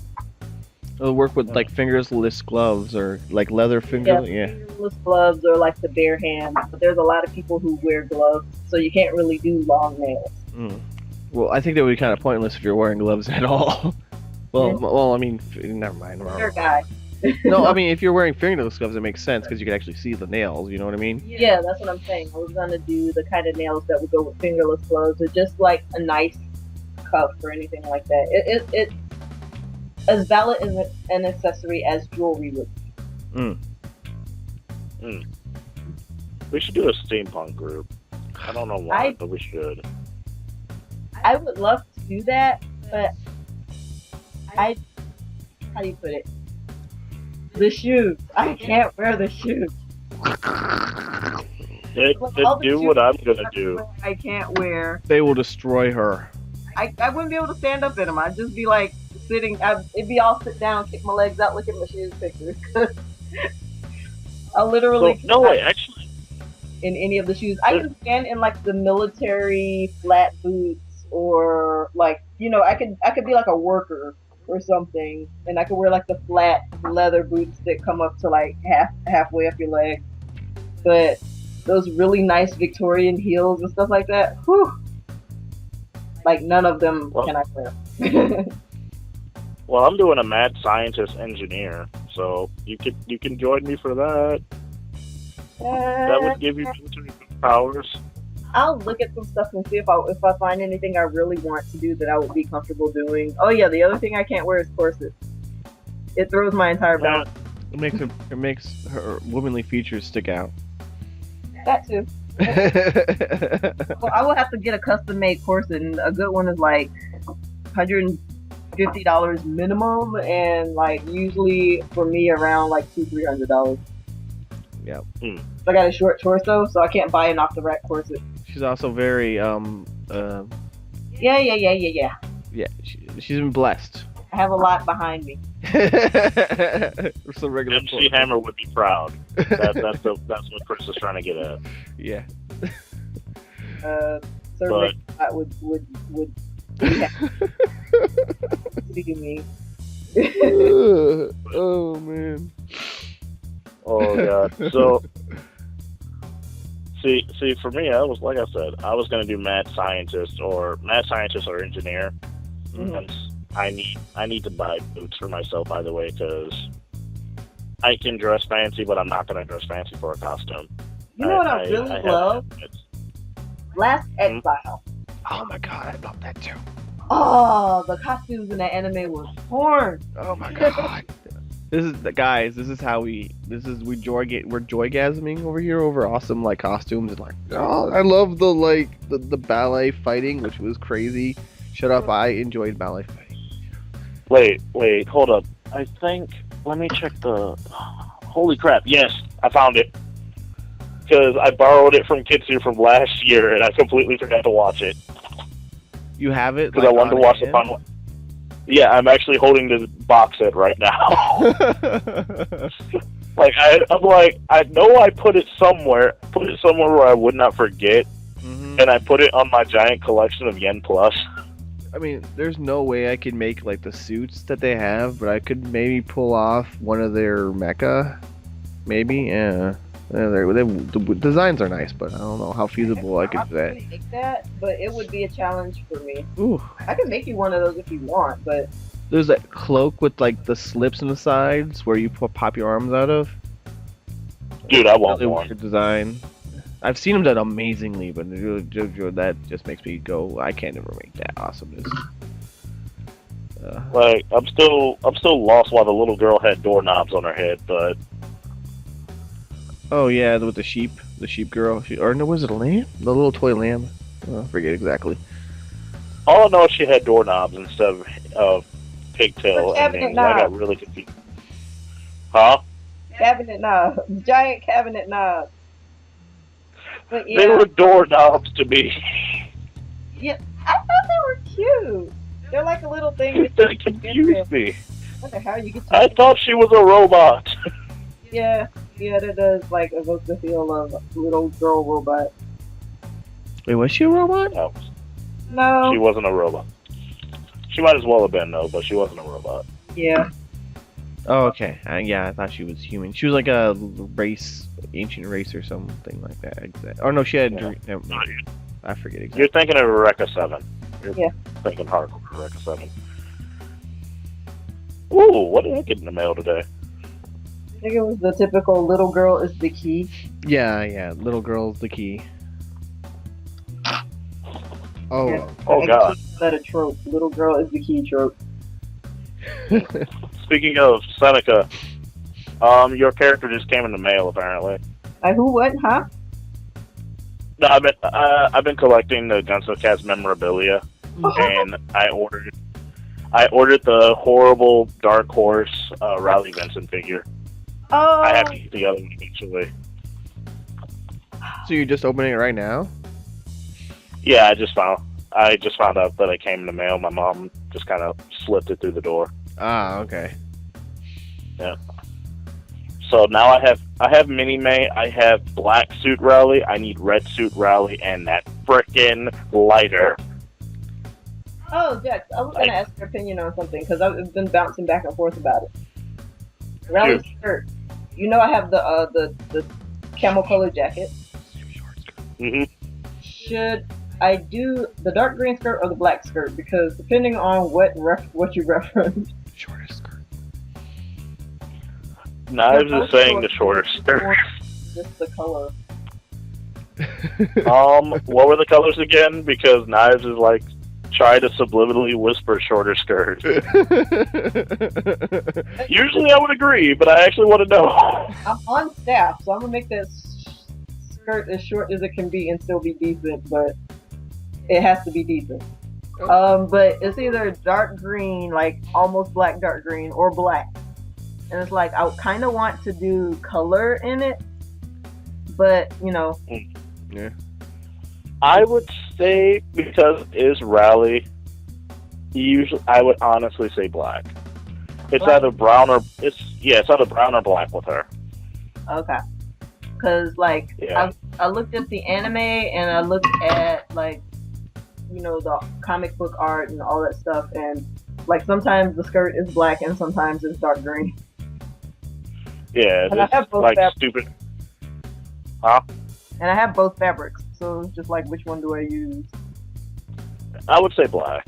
Yeah, I think they I mean, they put tones of green in it just so it's not empty space. You know, when you draw or animate things, if it's flat black, it just looks like a negative space. Well, yeah, but Yeah. what I'm saying is like the tone that you're talking about is like when you see the reflection on it, you could tell it's black fabric, and when you look at the green skirt, you could tell that it's a green skirt. Ah. The way they toned it, so like both skirts are valid. It's just like I couldn't decide which one I wanted to do. yeah. Actually, that does raise a good point. Right now, I'm actually trying to find out should I use the military throwing dagger vest, or should I just go like normal being bandit? Which one did you do last time? I did both actually. Oh well. Because when I went to Ohio Con, I went military vest. When I was at ASIN for like 2 years running, I was going non-vest. Well, since we're doing ASIN, you want to do a different one for ASIN, man? Is there only the two versions? There's several versions actually. All of them require him. Oh, there's actually one version that stands out. It's the slick back hairstyle, which apparently Sonata favors the most. I don't know why, but slick back. He only does it once, and that's during the whole rally bet arc, Oh. where she has to stop him in Indiana with no guns, and he'll stop doing drug trafficking. Which almost fails miserably so many times. This anime is based out of Chicago. Just so you guys don't. It's Yeah. If you guys haven't seen Guns of Cats, bless yourselves and watch it. I mean, you can find it almost anywhere now. I don't need to do that. Like it's a really good classic, and you'll really freak out about the scenery, how accurate it is, like how lovingly he rendered Chicago. Yeah, I mean, in both versions, I mean, the OVA writing theme, which where my character is going to be from, but there's a chase scene down the L, and Chicagoans and people that are fans of Chicago know what the L is. If you're not either one, then look at the original Blues Brothers, and look at that chase scene. Put them next to each other. Yeah, if you're familiar with the kind of stuff the Blues Brothers did, it's a lot of the same. Blues Brothers? Oh, never mind, I'm not going into those things with the history. Why not? But it's so worth it. Okay, so if you guys remember, they had that famous chase scene through the mall, and that was like the Fox Valley, or was that mall? That actually is the one near my house. Yeah. So I have to pass that going up to the Midway Airport, and the part of the agreement for the movie was that they could do that. They could basically destroy them all, but they had to agree to tear it down or something like that. But they only tore down partially, and is it still there? I know they were working on getting rid of it slowly, but I think I went there like a year ago or something, or 2 years ago. Last time I dropped my mom off at the airport. And it was still there. Like, the wreckage of it was still there, and they never finished it even after those decades and decades of time. Hmm. Ooh, but yeah. Oh, there's like two separate things about that too. I mean, in Blues Brothers 2000, there was another chase into no, Nah. that one's still, yeah, that one's still there. Oh wow, but yeah. Oh, there's But yeah. Blues Brothers, they have a lot has had a lot of effect on the anime community, especially was it Nabashin? He loved the Blues. yeah, Nabashin and Kenichi. Yeah, they love the Blues Brothers. I mean, was it the Daikon Brothers was based? Oh yeah, the Nerima Daikon brothers. Yeah, we're based on loosely on the Asian mascots even. Yep. As you said, yeah. Yeah. And Asian mascots are Which are awesome.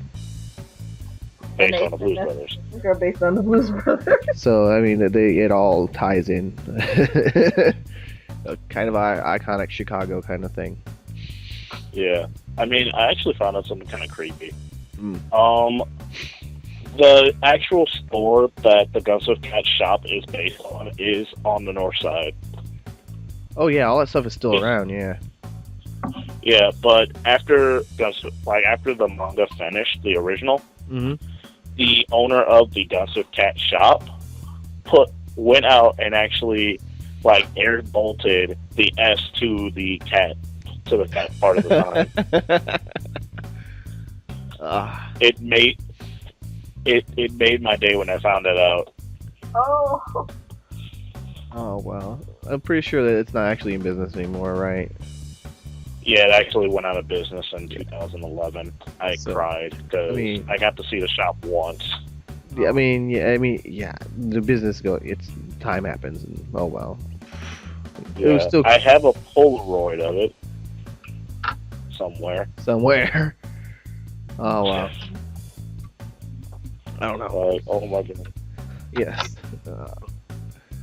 Let's see. So much nostalgia. So So much. much, yeah. I think that's really that we're really interested in doing this sort of cosplay because it's kind of hometown cosplay. It's kind of I count it as home pride a little bit Yeah.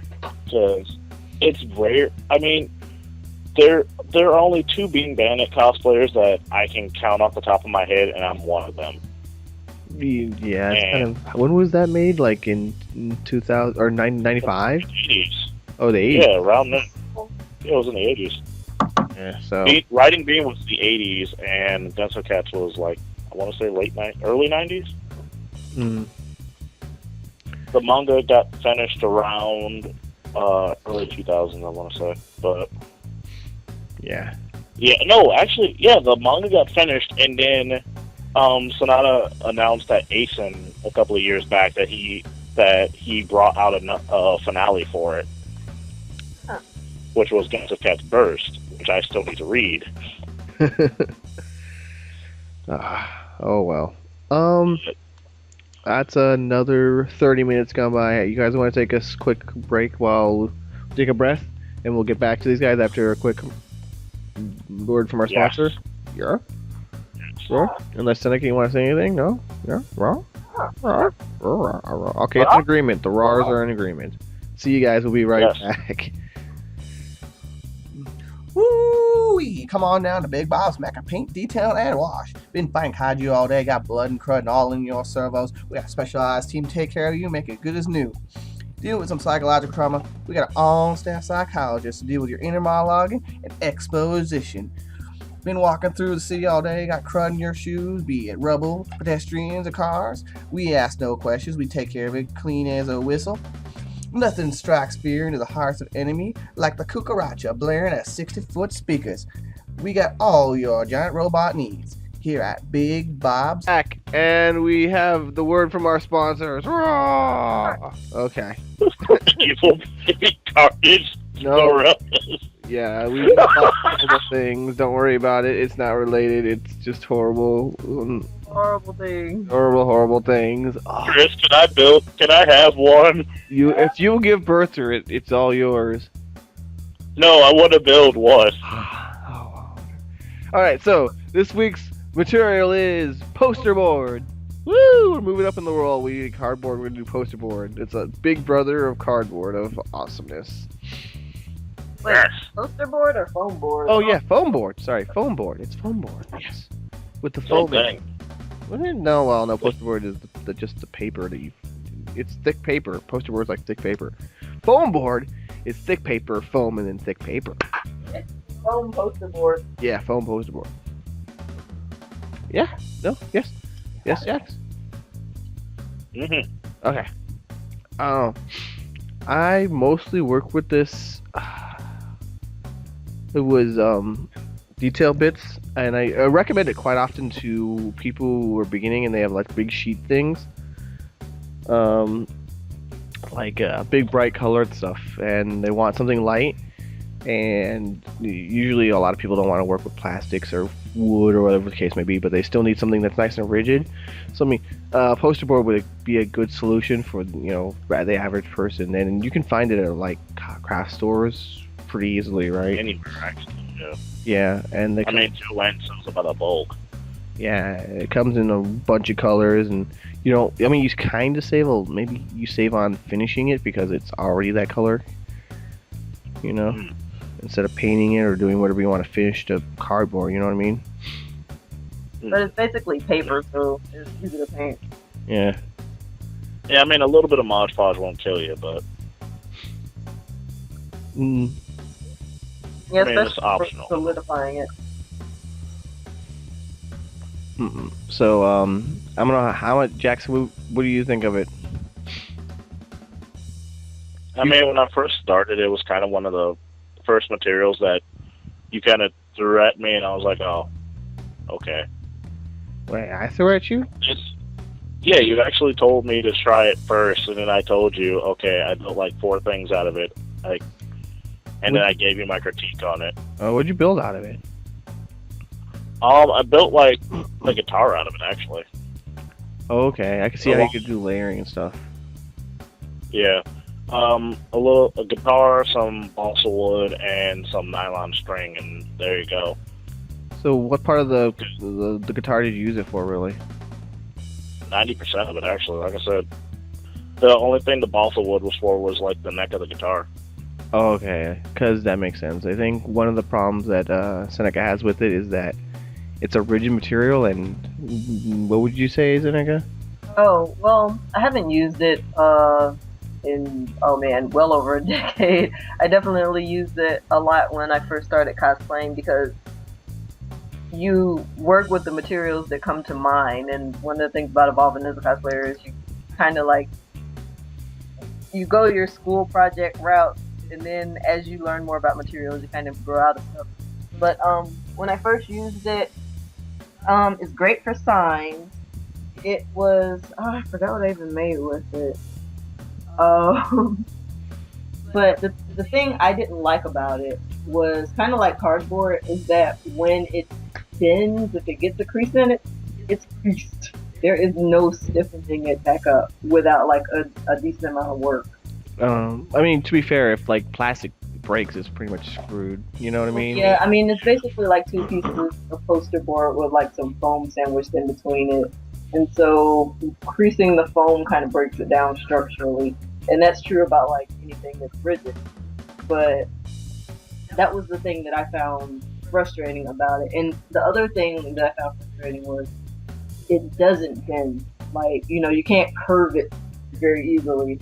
Yeah. And so it's pretty awesome for layer caking, but there's a lot of other materials you could probably use. No. But it's a good beginner material, definitely. I think it actually does pretty well with layer caking because with cardboard you may not have as much surface area as it's the surface of even, so it makes gluing together a whole lot easier, and you don't end up with like inconsistencies, and you get a lot. The other thing you can do, where you do like cross bracing.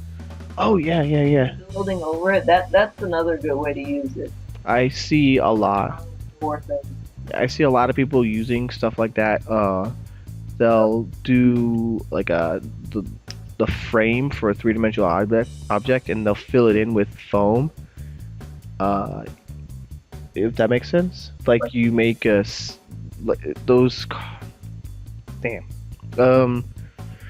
Like a model car or those old model planes where you kind of like put them. Yeah, the little balsa wood planes. Yeah. you have the slots and you like put them together where they're perpendicular to each other. Yeah, like that. And then they'll. Yeah, so you build a structure like that, and you can build over it, and it's awesome for having like a nice structure for like something that you want to build hollow and light. Yeah. But it's like I haven't used it in so long that if somebody has come up with a novel way to use it, I don't even know what it is. Yeah, I've seen them do that, and I guess because it's so light and it's already foam glued to paper, it must glue really well to foam again, obviously.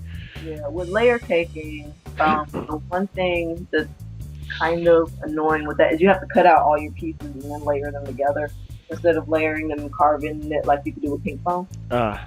Because you can't really carve it. Like you would have to have an A+ brand new X-Acto knife to carve it with any amount of detail. But other than that, you kind of have to like cut out all the pieces and then put them together just right. And then it's always a little off.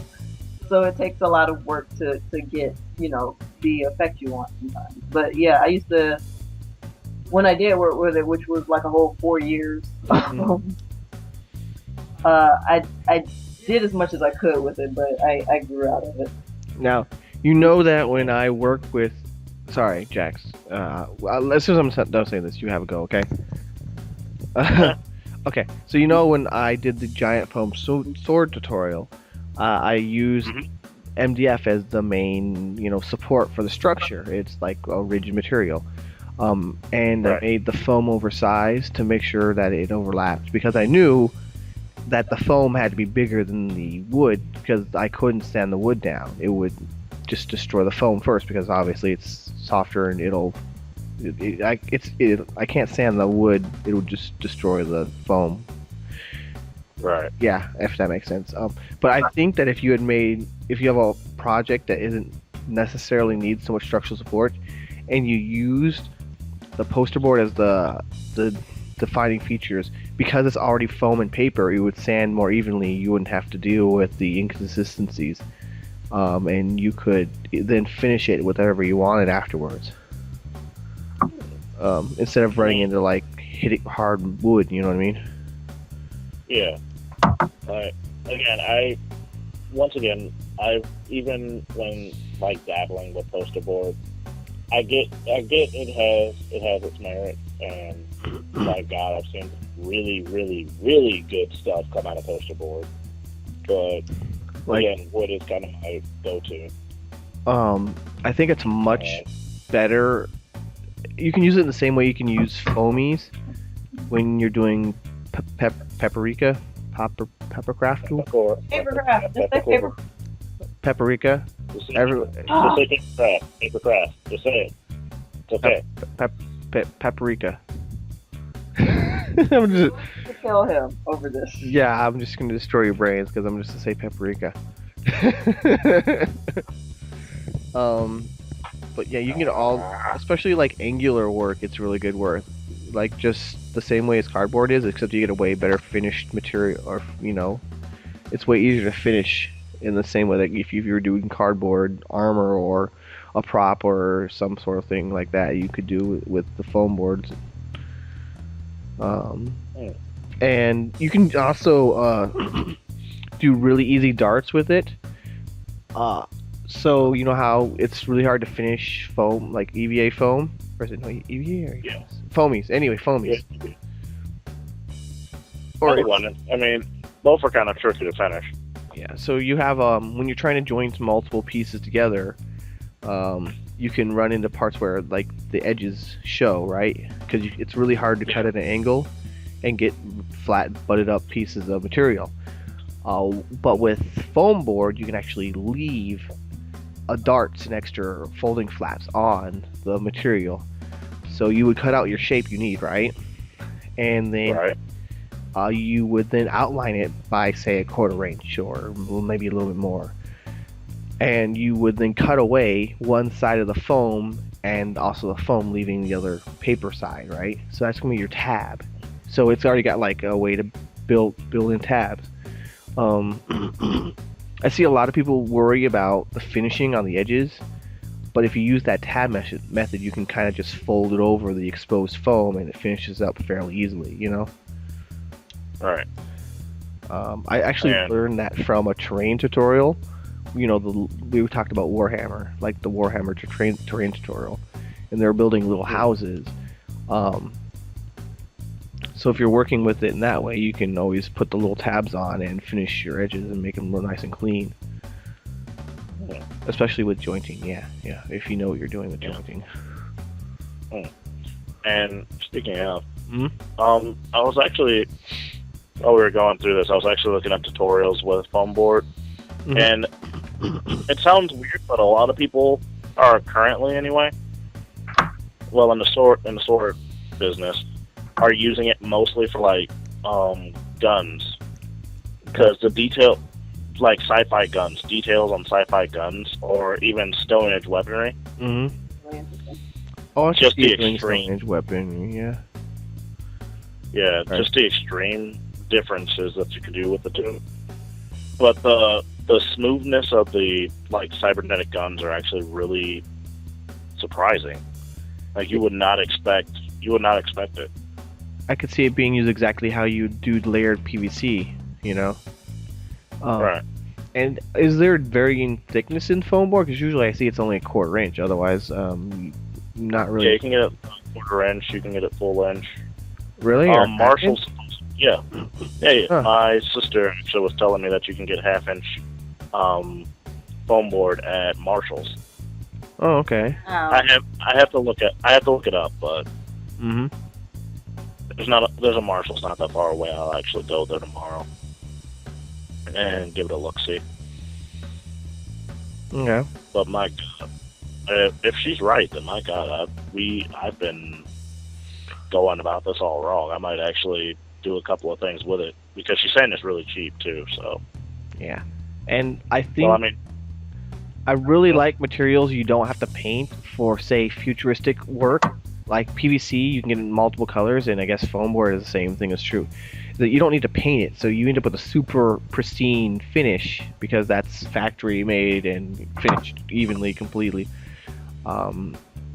And that's awesome instead of having, you know, I think a Gundam would do very well out of foam board because of that trait where you don't need to paint it or anything like that necessarily. As long as you have it jointed up really well, especially because Gundams are so angular, it would really hold together.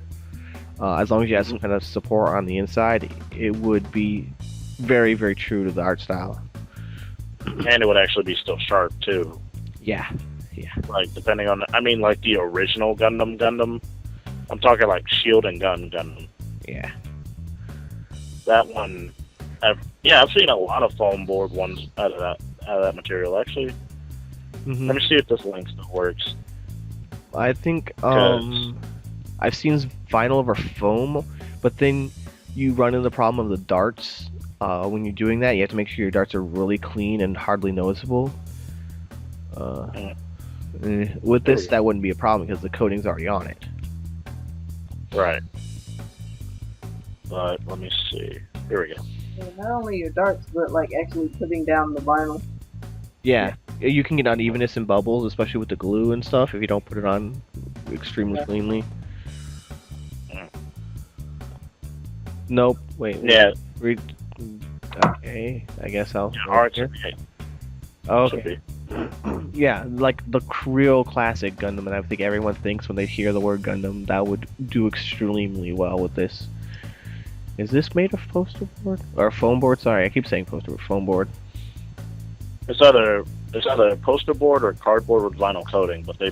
Yeah, it says Either way. EVA foam board. Let me just double check to make sure EVA is the correct one because I mix those up. EVA is foamy. Oh, well, maybe not. Yeah. EVA. Oh, my fault. Yeah, that's the other. That's a vinyl over foam technique. That's the other way. That's the kind of more traditional way you see people doing this work. It's also way cheaper than vinyl over foam by the square footage because you have to buy the vinyl and also the foam and also glue. Instead of this, you just buy the finished project and cut it out, and that's the end of the story. Right. The trick is getting a big enough piece to make sure you can get the job done, you know? All right. I with, mean, if you're gonna be coating it with vinyl, you really don't have to, but it helps. no, I mean, if you're using foam board, you want to make sure every piece is pristine. So with all these bits and pieces that come together, you might end up losing money in, say, having to buy more pieces to accommodate the weird shapes because you can't put as much as you can't get every single square inch used. Oh yeah, that's true. Yeah. Whereas a foam, where you do the vinyl over a foam, you cover up any sort of perfection in that way, or multiple pieces. I don't know. I guess it's just how you approach the construction, though. To be fair. Yeah. And I mean, again, this also raises the whole what is more beneficial or what's cheaper in your area. Yeah, that's true. I've seen people who have no idea how to get foam or foam mats or EVA foam. They just can't get it in like Northern Europe and things like that. And then Asia has problems with the insulation foam in a lot of places, or at least I've had seen forum posts of people saying they have problems getting them in whatever country they're in, like Indonesia and such. Yeah. I mean, again, I'm trying to actually find more PVC and actual floor mats myself, but Dude, the guy across the street from me sells it at like $32. He quoted me last time for a 4x8 sheet, which is very reasonable. true. Yeah. And again, that's usually what I get. So Also, if you want to get PVC, if you have a sign shop near you, like a what do you call it? One day signs, or I don't know how, a little mom and pop small sign shop. You can ask if they're willing to give you some of their trash, because they use PVC sheet. They also have foam board, actually. The sign shops do use foam boards. Yeah, they use foam board too, and they use that other stuff, that corrugated stuff. The corrugated plastic. Yeah, the stuff that they use for the yard signs. All of that. Some shops will let you have it. Yeah, it's for free. Oh yeah, it's trash. Take it. Or though. Even if they recycle it, the amount that you would take is probably negligible. Yeah. But they probably wouldn't let you take, fill up the back of a pickup truck, but they'll let you take like a good armload or so. Or, well, I mean, a good reasonable price too. If they're good businessmen, they'll be like, yeah, give me $5. Oh yeah, they'll sell their trash by the pound sometimes, or just here, $5, grab what you can hold. Like, I picked up acrylic that way before. oh god, to go up there and be like, hey, can I fill up the back seat of my car with your trash? Sure, give me $5. Okay, back up the pickup truck. What the fuck? Yeah, that's also really dependent on how charismatic you are with the owner and such, to see if they go for it. You might have to. That might not be an option wherever you are. Disclaimers. Hey, bring. All you have to do is bring a gaggle of random people with you. And it'd be the nice person in the group, and 9 times out of 10, it will work. Okay. What is it? So, I don't know. Does anyone else work with it besides that? Because I only used it like way back in the day. Yeah, seriously. I guess, A long yeah, time. it's like that was like first generation stuff for me. Yeah.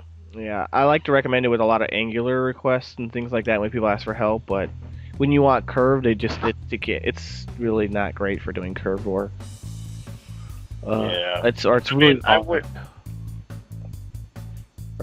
there was like a way to do some more stuff with it, but I can't even fathom it. Yeah. Oh Oh well. Yes. Oh well, that was decent enough, I guess. Shoot. I don't know, a lot of the same things you get with cardboard is a lot of things that apply the same way. It's just like an upgrade, I guess. An upgrade is a technicalities and display and Yeah, it's debatable, I guess. I mean, you can do stuff the same way with cardboard, but at the same time, you can do stuff that you can't do with cardboard with foam board or foam core. EVA foam board, yes. The other way around, but too. There are some impressive things you can do with cardboard that you can't do with foam board or even the pink foam. Mm-hmm. Yeah, Oh, I mean, yeah. every material has its bonuses and its faults. Like I mean, fault. I would definitely say foam board is much stronger with the poster board on it than just regular foam by itself. Because I have 1/4-inch foam, and wait, did I give you that? No, I kept it. No. Hey, sure. Yeah, I but had yeah, some. yeah. Well, it's like $30 for the set. I'm not. I want to keep my. I give you a lot of good stuff. I hope maybe. Wrong. I still use it. Okay. Yeah. It's in file cabinets right now, but I still use it. Okay. But yeah, even plastics have their limits. Yeah. If it breaks, if plastic breaks, it's KO. There's no going back. You pretty much have to remake the whole whatever part. Pretty much. Yeah.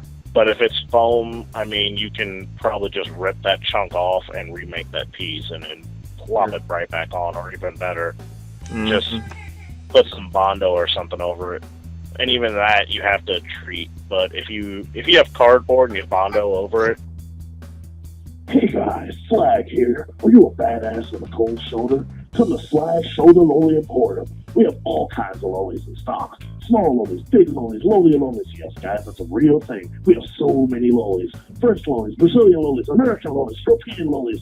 We're doing a 2-for-1 sale. Buy one, get 2 free. Think you're badass enough to have more than 2? Come to Slag Shoulder Loli Emporium off the corner of here and Nether. Because we're back with a short interlude because of cords being pulled due to animals and being bad cats. Oh, I have the cat. And my shoes. Oh. Shoes. We were pretty much done there anyway, unless anyone wants to add anything to foam board. Yeah, no. No. No. No, we're good. Okay, yeah. The foam board's pretty much like cardboard, and it just it's more finished kind of material, and maybe cost considerably more. Well, it costs more. Rah, rah, rah. Yeah. Yeah. Haven't looked at the price. Yeah. Oh well. Yeah. So next is throwbacks. So those are like awesome things that we nostalgia about and are great. Okay, well, the thing I was thinking about recently, just randomly, I was thinking about, Captain Harlock and, Galaxy Express 999. Let's see. When was that? When was that made? God, it's long ago. Nope. Shoot, I don't even remember. I remember, Space Battleship Yamato before that, but... Holy crap, yeah, was that the one that, was made into Attack of the Planets or whatever? Yeah. Full translation. Nice cartoon thing that they made. They, put 5 anime together. Oh, man. Pretty much. But, I mean, it was still good, but... Yeah, it was good. Yeah. Galaxy. I love Battle. Galaxy Express was like my first anime I ever saw ever, even before I even knew what it was. It was one of my first 5, and that was one of the things I knew was anime when I saw it, as opposed to things I saw when I was a kid, and I found out later that they're anime. Yeah, it was. I found out later it was anime, and I saw it as a kid. Yeah, I mean, that's as weird as it sounds. It was number 7 for me. What was it? Oh, I saw Lego Battleship Yamato. I think you were. Oh, yes. Yeah, I saw it. Someone made a Lego Battleship Yamato. Haha. That's really cool. I'm still waiting for someone to do the Outlaw Star in Legos, but...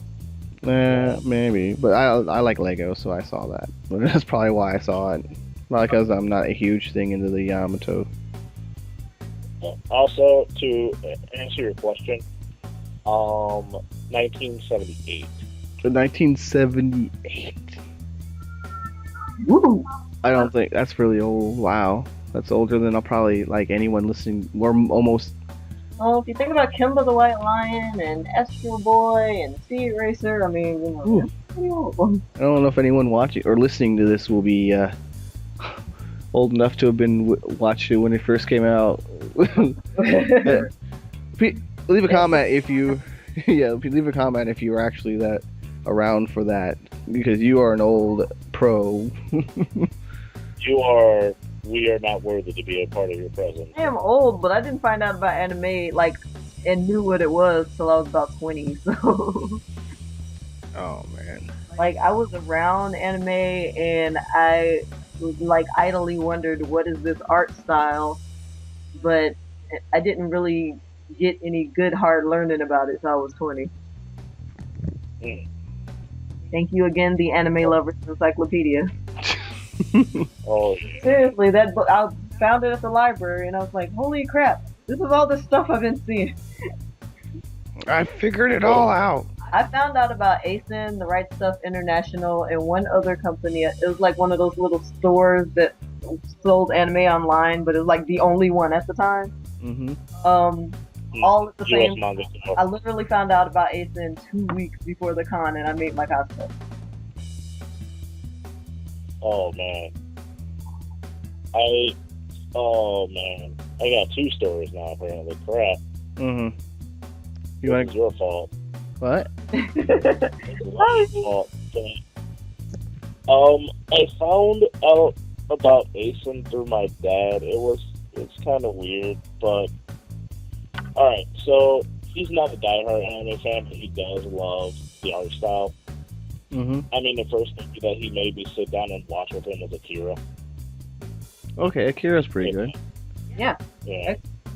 And I mean, the first anime that we ever watched together was a bootleg copy of Mont Go Go Go. Oh, Yeah. Not even when it was known as Speed Racer. yes. We're sitting there watching it in Spanish. Yeah. It was a bootleg Betamax copy. Betamax. Holy crap! Like, how many people watching this will know what that is? Oh man, like the fact that it's Betamax, like. Yeah, that just speaks to how old we all are. And we don't even know what it is. Yeah. That's what makes it worse. See, But, oh my god. see, it was bootleg, so I'm going to assume that there was the only copy that was ever made on Betamax. Probably. Because he owned like most of season 1 through 3 on this dang thing, and I think that might have been potentially the most mentally scarring thing I've ever seen in my life. Like, why can't we watch it on VHS? Because I don't own a VCR yet. Like, but they're everywhere. They're everywhere. But, oh man. Yeah, this is way back in the day. I think like 94? Yeah, 95. Yeah, was a Probably. Oh god. That was before he dragged me to ASIN. But, oh. Okay, well, my throwback is not nearly as old as you guys are, but I was a huge fan, because I like sci-fi too, not just like anime and all other stuff, but Farscape, which is long over and done when the movie extension and all that is over, so I'm going to call it a throwback, whatever. But, like, in a lot of sci-fi, you see that 90% of the aliens are human, bipedal quadrupeds and so on and so forth. But Farscape broke the mold quite a bit with that, and they had a lot of puppetry, and they had a lot of sets that were really cool. And you see like a lot of sci-fi done in the back lot in California or out in the middle of nowhere for cheap. in the desert. Yeah, basically, it's like, here's some rocks in the desert, just shoot some whatever here. But they had some really amazing sets, even though they did get quite a lot of work out of the ship. They just ran around the ship a lot of the time. But their sets were really cool. You think a lot of them were digital effects, or you think they're actual sets? Heck, the ship was a character. No, I mean like digital, like they were green screen. Oh, yeah, they did some of that too, I think. Because I know that a lot of their budget for the movie was getting the set together, like millions of dollars. That's awesome, though. I would have loved to have like pieces. What would I even do with it? Never mind, I'm crazy. Don't worry about me. But I'm a huge Farscape fan because they had really great character designs and creature designs. Like on the level of like Star Wars, you see a scene and you see all these things in the background. They really don't have any relevance to the plot or anything. They're just really cool, and they're there creating ambiance and making it not just humans and different forms of humans. There's various interactions between different species, and I'm like, oh my god. Pilot. Oh yeah, well, Pilot was awesome. Pilot was my favorite character. But yeah, like with the ship itself was a character. It was alive. Like, Yeah. See that. I am such a fan of Farscape that like, if I had a daughter, I'd name her Moya. I'm serious. I'm completely serious. It's a decent name you could give a girl. I actually wouldn't mind that because it's a pretty name. Yeah. So if you see a girl named Moya, that's it's named after a spaceship. Actually, I met a girl when I was working once named Moya. I went, "Oh my god, you named Moya!" And it's like an African name, I guess. Oh, I think that's what her mom said because I immediately asked about it because I, wanted to name my kid Moya. That was a weird coincidence. Oh well. Speaking of, I actually met a girl named Mattel recently. It was Mattel? weird. Moya! I actually Moya! met Mattel. Oh, Mattel, like... Screw you, Moya! Mattel! Oh, Mattel's worse than okay, you and your plastic women. You shut up. But anyway. Oh yeah, my throwback. I guess my throwback's up now. I don't know. Well, my throwback isn't as cool as these two, but mine is Boogie Pop Phantom, and it's not that far of a throwback. I mean, I don't even think. Yeah, the series itself, Boogie Pop Phantom, is done, but the novel series, like the Boogie Pop series, I do not believe is done. I think that was one of my starting ones when I first was looking into cable anime. It was very confusing because I think I caught it like 8 episodes in. I was like, what? Yeah, it's kind of like Never mind. I was about to say it's kind of like the one with the batter. Paranoia Agent. Yeah, it's kind of like that. If you watch it far and it's like I don't know what's going on. But yeah, I did get the opportunity to see the beginning, and it's still pretty mindfucky. Yeah. Yeah, I'm about to say Boogie Pop, the entire series. Huh? I have that on VHS. Oh. It's actually one of the first anime I've ever purchased. Oh, lucky. Oh man, I remember the first anime I purchased. That was a terrible life choice. What was it? that speaks volumes. What was it? Oh god. Actually, let me see. I think it should be still on the case somewhere. But it was, to no one's fault. It was Dragon Pink. Oh, your first purchase was hentai. Oh yeah, Dragon Pink is a hentai. Yeah, way to go, Jack. I just failed. Yeah, no. Failed into. No. This is like way back in the day, and this is when Toys R Us didn't understand the concept. What is a series? Yeah.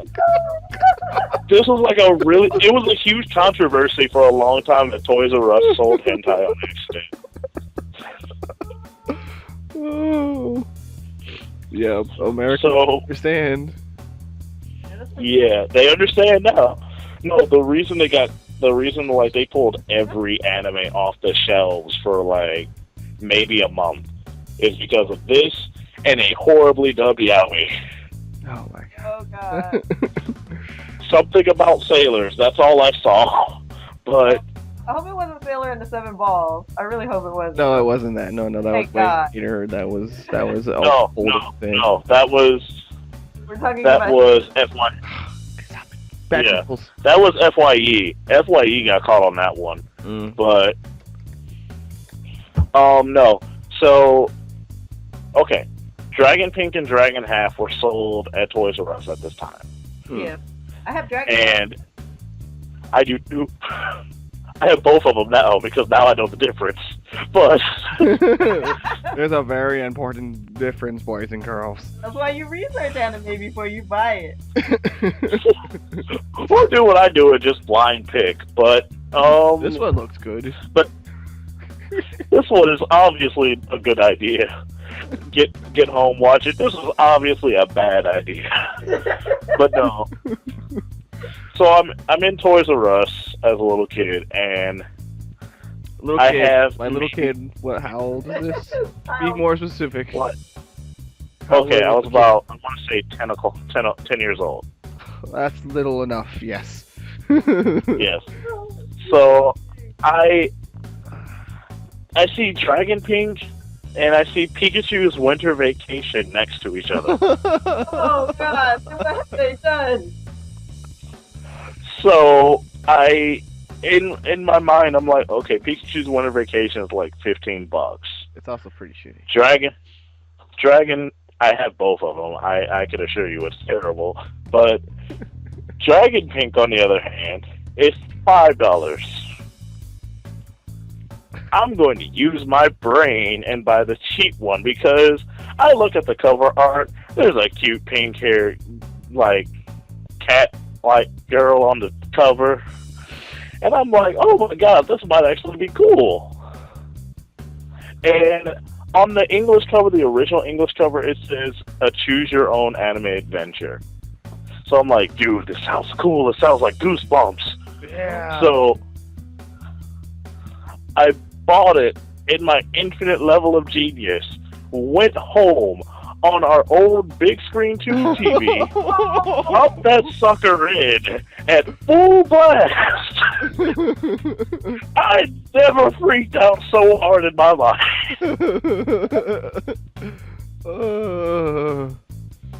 Because it starts off, it's still allowed you to go into like anime and cosplay. Good parenting. no, No, they didn't. no, no. They were very much. Took a period of redemption. I was lucky no one else was in the house. Oh! I got so lucky.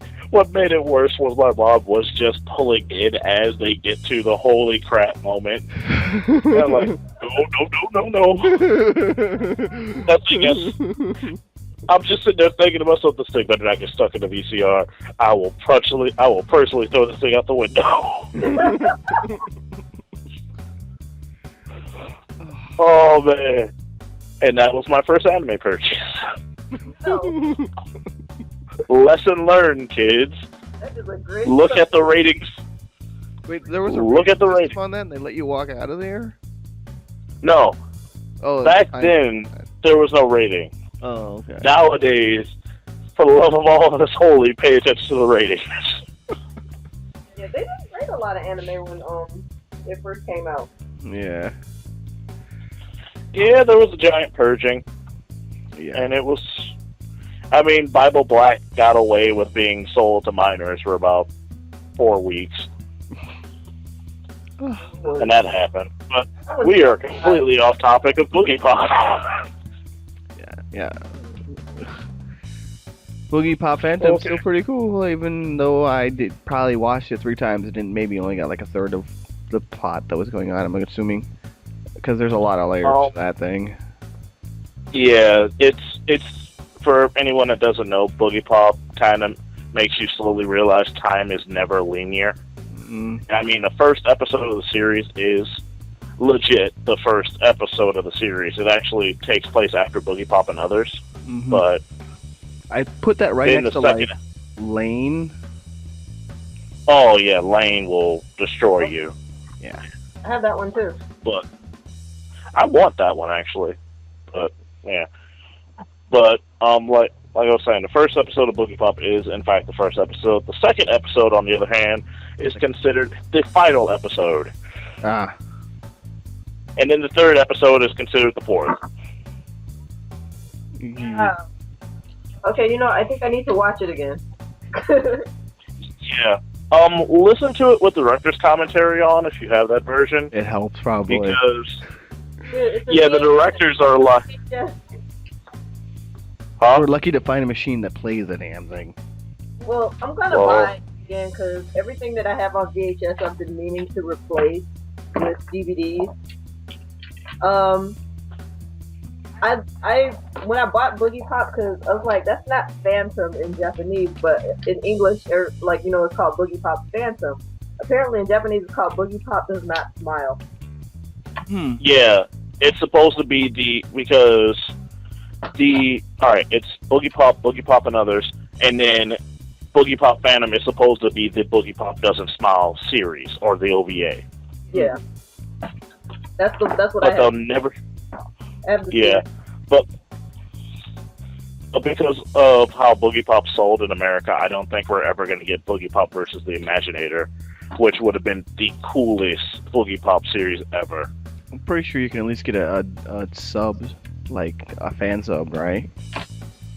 Oh no, it's not even an anime; it's only in novel form. Oh, a novel. Oh, okay. I'm not reading Yeah, it. that may have been the first black anime villain we would have. No, wait, Bleach, but like the first black anime villain that would have been terrifying in anime, because the Imaginator is creepy. Like, oh, I'm going to touch your forehead and rewrite your entire brain. Wow. Oh, and by the way, I'm going to lick your eye. Oh wait, no, that was the live action movie for Boogie Pop Phantom actually. No, it was Boogie Pop and Others.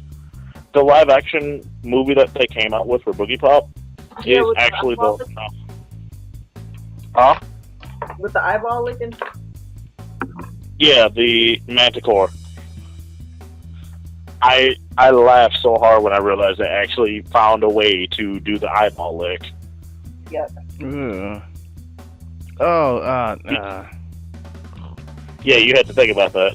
yeah, it took me a second.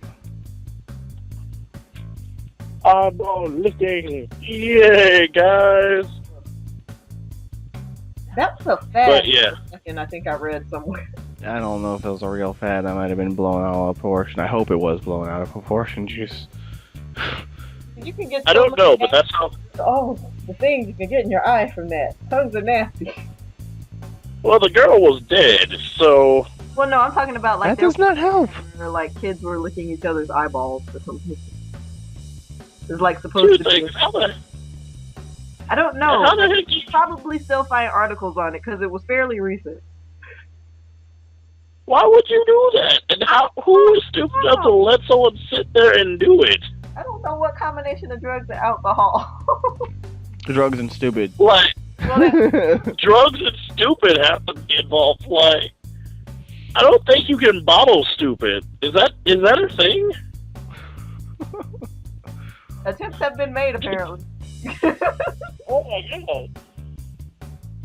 Kids, don't go out and buy bottled stupid. Well, I did read a couple of articles about eyeball licking, but I don't even remember how long it was ago. I think I purged that mentally. ooh. Oh god, why? That I mean, when the Manticore does it, that there's a purpose. Mm-hmm. There's like a whole purpose. It's supposed to make you cringe. But now it's making me not want to talk about this series anymore. I'm sorry. But okay, but yeah, since I have to switch villains now because of somebody, freaking Imaginator is like a giant burly Static Shock. That's the best way I can describe him. Static Shock. With mind control powers because he understands the freaking human brain more than any other human being should be able to. Mm-hmm. And he just goes, I'm going to rewrite everything. You're going to be my best friend forever. Now go jump off that bridge. But yeah. Okay, so how about we move into some Q&A? Q&A. Yeah. Yeah.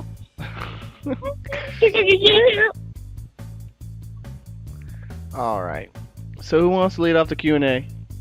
Well, we only got one question. Okay. Well, what's the question? Because I don't even know what it is. You asked the question. That's the funny part about that. When you picked, I asked like 8 questions. I know. I picked a very specific one. Okay. Oh wait, no. Here it is. Yeah.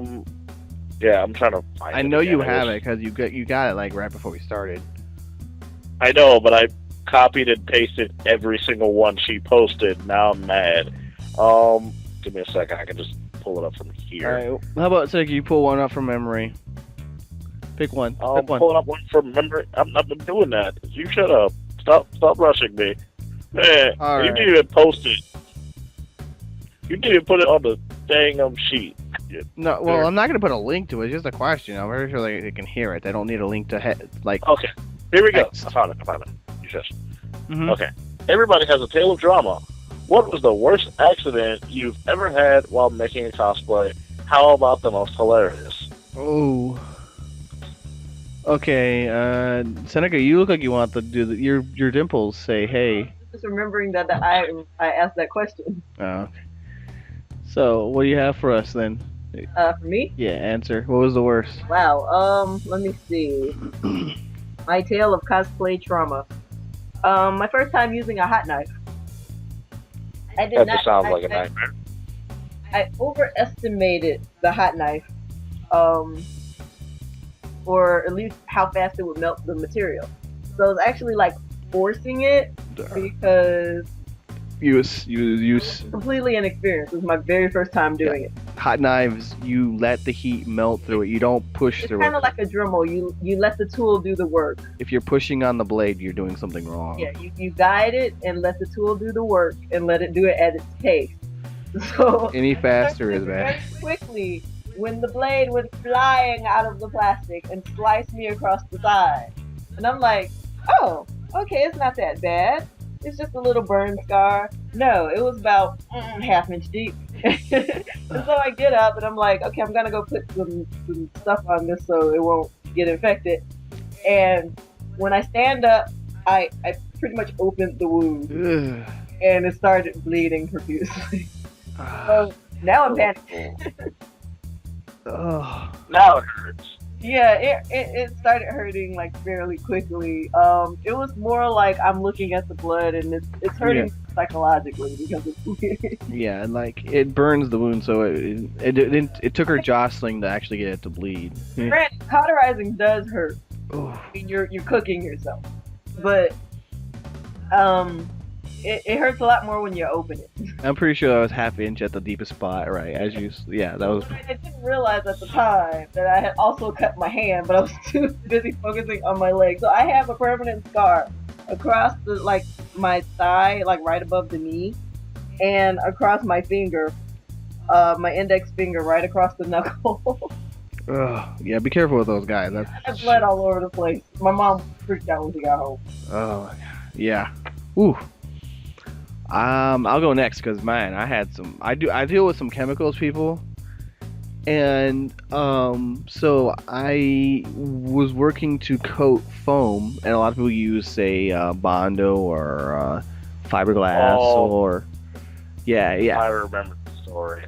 Oh yeah, so I found this really awesome stuff that coats foam. It's called Styrospray 1000, and you always want to check the specifications, the like 3 pages of technical sheets and warnings and things that tell you you're going to die horribly, because they are good at telling you you're going to die horribly. Beat the MSDS sheet.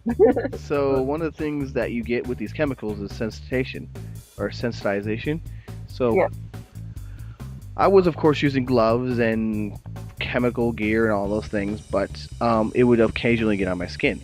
Now, if you're using these chemicals, maybe the first time you're like, not too bad.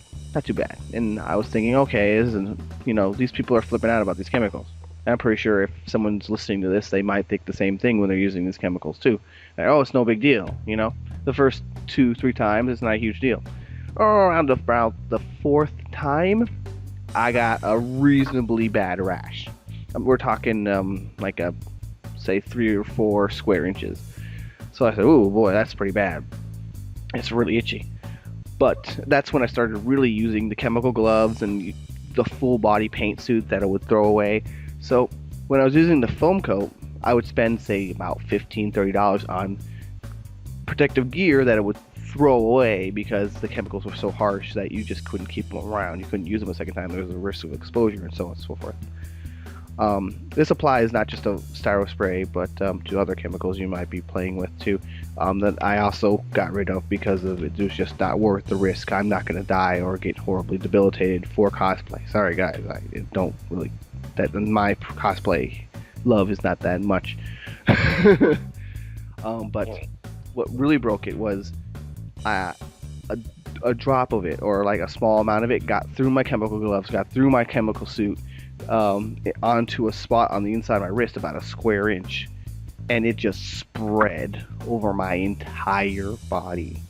We're talking a full body rash for like 3 weeks. It was horrible. Taking baths in calamine lotion, keeping bottles of aloe and what was mixed with aloe and We had the blue aloe vera for sunburn, and we had hydrocortisone cream, like the extra strength stuff. so I had Blended it into a bottle, and he was literally like smearing it over his whole body every day. it was like basically a ketchup bottle like you see in the restaurants, and I would just rub it into my skin just so I wouldn't go nuts. It was It looked like he had a skin disease. It was a really bad case of hives. yeah, and so that because it was so itchy, I had to wear a wrap, a tourniquet. Is that right? It was basically like a gauze. Gauze over where it touched my clothes would rub on my skin, so I had to wear gauze. So I was walking around like a full body. It was so bad. And it was as sensitive as a sunburn. It was way worse. It was a rash over my whole body. Yeah, well, no, I'm talking about like for touching it. Cause I never had a sunburn, so I couldn't even say how bad that was. No, it was different. It was just so that it kept it from moving around and scratching my skin, and like, you know how they say when you have chickenpox not to scratch it? Yeah, it's like that. Okay, I've had you. So yeah, don't scratch it. So keeping my clothes from rubbing against me was really important. And I was going to like college classes and just flipping people out. Oh, so yeah, Jax has that chemical now. As long as he's careful with it, doesn't get himself exposed, he should be okay. And I think it's case by case specifically, so you may. People aren't sensitive to it. But I definitely can never use those kind of things ever again. Yeah, I keep that in a frickin' safe right now. Yeah, I kept it in a chemical-proof bag. You keep it in a chemical-proof bag. I kept it in a safe that's currently covered in like 4 different garbage bags and duct taped. Oh man, yeah. Whew. Oh, and it has a tub, like one of those little tub things, kind of guarding the top of it. So what was the worst thing that happened to you, Jax? I've almost been arrested over cosplay. That was kind of nice. Oh, okay. Ooh. Okay, I call it I won't say what I was building because, yeah, I do not build this thing. I won't build these ever again. I'll save my story along those lines for another day.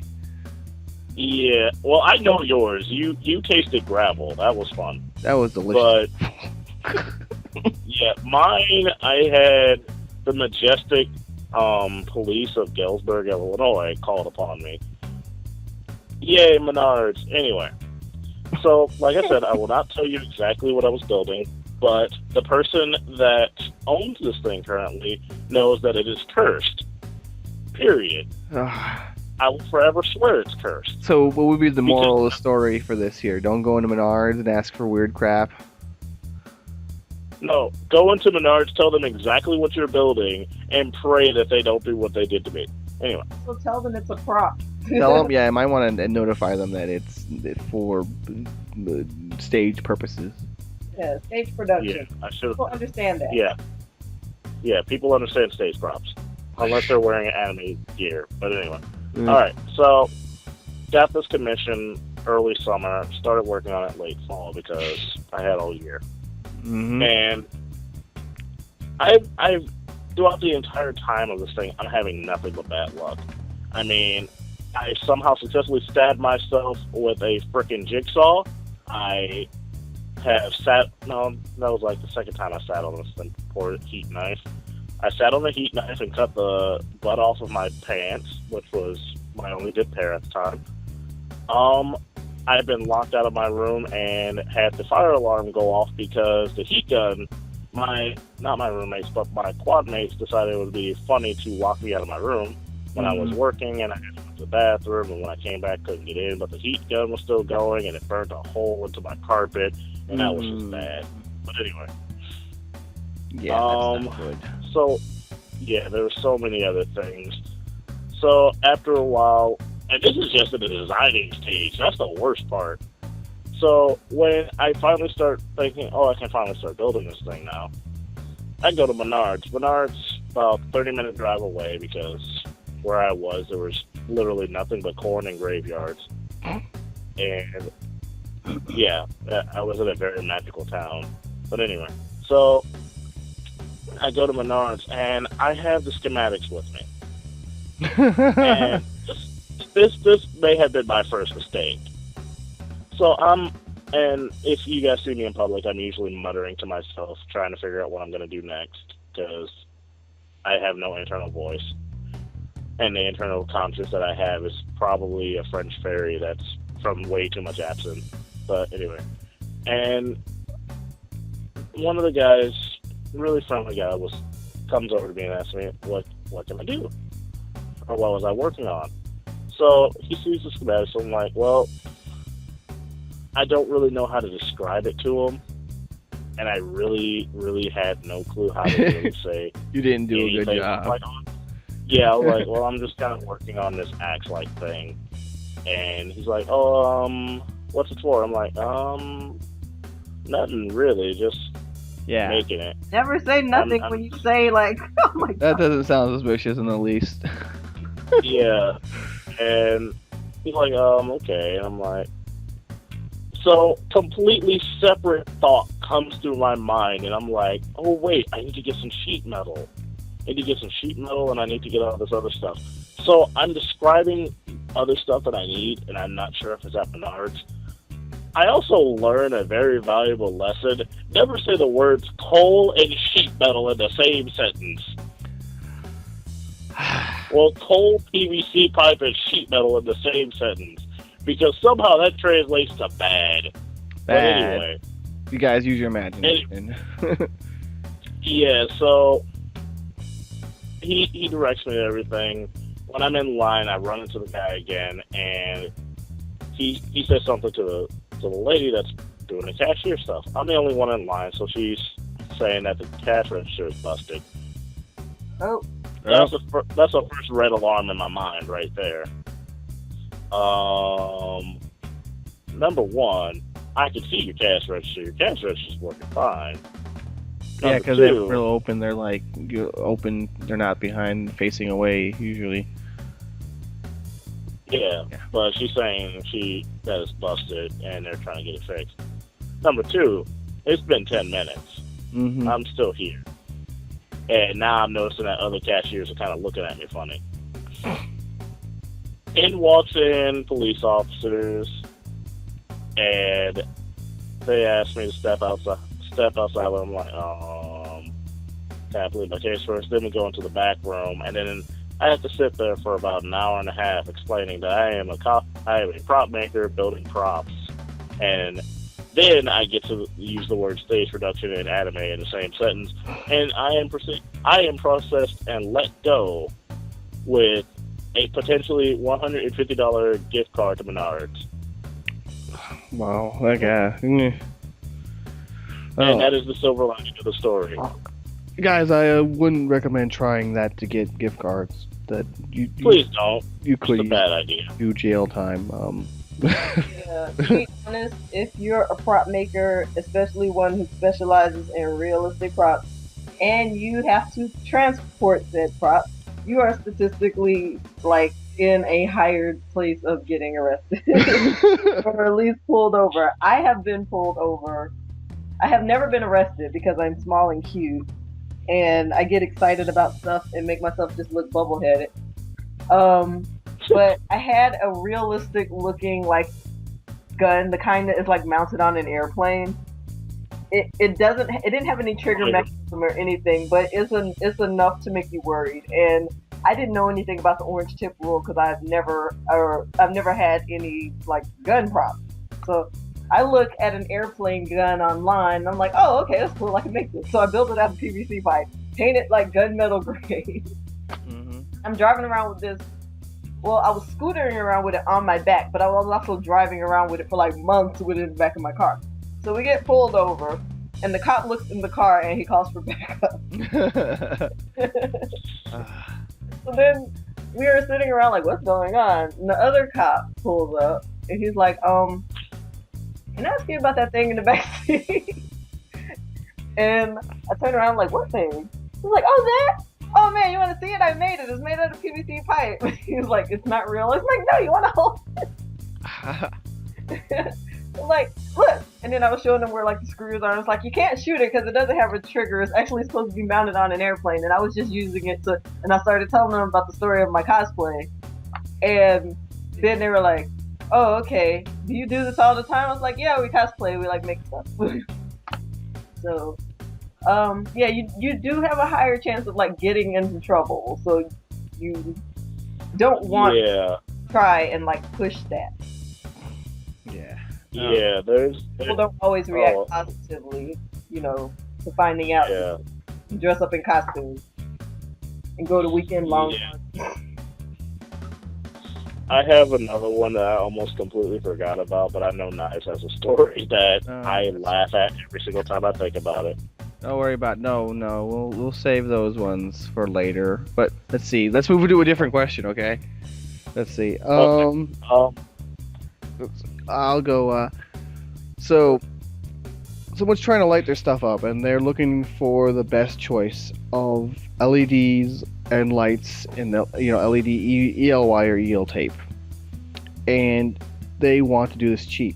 Now I don't know if there's an easy way to explain this to somebody that it's expensive to do this stuff. Yeah, they're. I mean, the cheap. Yeah. Either way, you're going to be running into some high bills for any of these. I would say, depending on how you go about it, LEDs are the cheapest because around Christmas, like right around Christmas, at Hobby Lobby at least, I know a lot more stores are picking up things like this. But you can find strings of battery-powered LED lights. And they're not that bad. They're not that bad. They run between like $4 to $8 a package. I would say the $8 ones have more light. They use smaller batteries. And you always get the white ones too, because you get the white ones. The color ones have really weak bulbs, but the white ones have like really, really strong white light, and you can always put colored gels over them. Yeah. But I did that for my, I did the, if you've heard of Katamari Damacy, I did the disco ball cousin dip, and it lit up, and the lights were like really bright. That's really like the cheapest option if we can get away with points. For points of lights, or if you string it together right, you can do like panels or short lines. And then there's diffusion film for that too. The what? Diffusion film to get rid of the.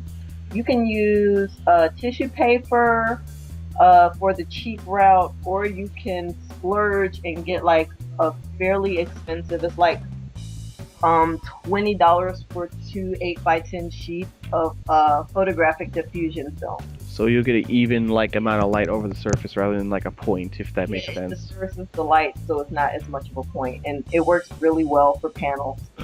I think. Like the cheapest light sources I've come across are those little tap lights. If you need something that's circular, a lot of times I'm asked for things like guns, where the nozzle or the tip lights up, or the case may be, and they come in a huge range of sizes. You can get them for super cheap, like $4 for a pack or whatever. If that's if you're actually looking for something circular. If you're looking for something square, you're probably gonna have much more difficulty and have to do similar LED tricks with the tissue paper and the light. What were you about to say? Oh no, I was saying on a similar point to that. For the smaller lights, also at Hobby Lobby, they have the small party lights that you can put in balloons. Oh yeah. and it's like 1 point of light, but they're kind of expensive. You can get 2 for I think about $3 or $4. The problem, yeah, you have to make sure those, but the turning those off and on is kind of a bitch. Like Yeah, well, depending on what you put them in. like a lot of people. The reason why I like the tap lights is because you can activate them by tapping them, whereas the string lights you have a button system in there. Yeah, usually you just put that somewhere around your waist, or the smaller your back is a popular place for a battery pack. Yeah. In a pocket. I don't know, Jax. Have you been working with lighting systems? Yeah, I've actually been kind of experimenting a little bit here and there on stuff. Wow. I actually found, like, for me, LED lights kind of work as the cheapest, but the riskiest. Mm-hmm. Because, okay. You mean the hand soldered one? Yeah, like the ones that you actually have to buy the bulbs and then solder them on. Oh yeah. All that, do the math. Yeah, the problem with those for me, I mean, yeah, if you go on eBay right now, like I'm actually doing it myself right now. Always check the lumen. Lumen. That's the amount of light it produces. Lumen. How do you spell it? LUMENS. Yeah, lumens. Check those. That's important for how bright it is. Yeah. Now, there is a trick to this, because, I mean, you can get about 500 to 1,000 of these little bulbs for maybe under $5. It didn't. But, yeah. yeah, you can get like 1,000 of them for $5, but at the same time, you have to check every single bulb because they're going to be different. Yeah. Some of them might not even work.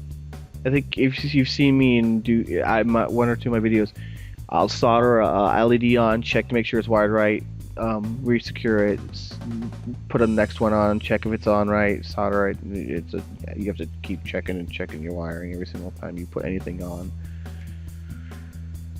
And it's a tedious process. I mean, it's worth it to a certain degree, but yeah. There's less time-consuming ways, like Seneca said, like Knife said. My way is my way because, yeah, I get more bang for my buck, but at the same time, it's stressful. Yeah. I mean, a lot of people are, impressed by EL wire and EL tape. That's some really good stuff. EL fabric now. Oh yeah, EL fabric too, but it isn't as bright as you might expect. And a lot of people expect it to be glowy and bright in daylight, which the sun cannot be beat, really. It's bright. The sun is much brighter. Like indoor light, you can probably get stuff to glow and look nice and stuff, but out in the broad sunshine, clear day, it will be hardly noticeable, even if you have like the most bright the LEDs or bulbs available. Oh well. That's foolish to try to compete with the sun. Yeah, the sun's kind of bright. Yeah. There's another option that doesn't involve any kind of electricity, and that's glow paint. The UV glow paint, which is the charged glow paint. Yeah, the best glow paint on the market, hands down, is from Glow Ink. Glow Ink. They sell on Amazon now. They actually don't sell off the website anymore. Glowink.com, it has some really great options. That's what I recommend, because you don't have to deal with any kind of pool. Yeah, and you're out all day in the sunshine, and it charges, and the sun charges it like none other. And it'll hold that charge for a couple hours. Yeah, it'll hold that charge for like the best paints hold it for like 6 to 8 hours. Yeah. So you can be outside all day, and since it's kind of like phosphorescent, it has kind of a glowy effect in the daytime where it's really bright looking, even though it's not really giving off any light. And then on the like when you go indoors, even just like under regular lights indoors, it's incredibly bright. And there are some weak pigments that they have, like I think red is the weakest pigment. Yeah, it's really hard. Yeah, but like the white is phenomenal. Or the blue, the light blue. Yeah, the light blue and the white. Those are the strongest. And they hold the charge the longest. Now they vary because the amount of charge it'll hold over time and so on and so forth. You want to check the stats on those. And how thick it is. And it's probably good to put the paint down over a white base. But even then, it's still kind of expensive because I think a pint is still like $100. About pens. Well, it depends. The water base is cheaper, but it's not as good. And the solvent base is more expensive. Yeah. Then there's the actual EL tape and EL wire. You can get the kits that are ready made. They're really convenient for beginners. If you're asking this sort of question, you probably are a beginner. And just play with that before you go and try and wire it up, because you can short them and just screw yourself out of a ton of money really easy. Because you need to have those set up right with the resistors and such, otherwise it's totally going to get destroyed. But once you do know how to set those up right, they work pretty reliably. The only problem I usually have is trying to figure out when I want to put the switches in the costume in like a central location, usually. Yeah, it's a little tricky to hide the switches. Yeah, and the wiring is a tough part, because you make sure your wiring's solid all the way around, because any short is you have to track that through your costume, and if it's buried in the costume, that's so much trouble. Like Yeah, that's why I'm trying. If it has batteries, make sure it is where you can open it easily. Mm-hmm. If you seal off the batteries, that's like a one-time use cosplay, basically. Once the batteries are done, it's kind of a dead. Yeah, and I've had like lights that were embedded in the costume, and once those lights are dead in whatever way, I can't get them out, so that'll never be fixed. But I don't know. I usually get rid of my costumes more quickly than other people. Whew. I keep mine around. I mean, the only time I've ever experimented with like lights in a costume, most of them I tried to make sure that they were relatively easy to switch out. Mm-hmm. Except when I tried to do my Darkstalkers one, and that I can't even. Oh god, that was a terrible idea on my part. Mm. Never try and build a walking Tesla coil on your back. That's just a terrible plot. That seems slightly dangerous, maybe. Yeah, no amount of protection will save you. I blame myself, because I got convinced to do the costume, and I'm like, hey, I could walk around with a Jacob's ladder on my back and nothing bad would happen. Making new con rules and regulations. Thanks a lot, Jack. Yeah, making new con rules and regulations every day I walk. Man, I don't know, Seneca, do you want to do the last question?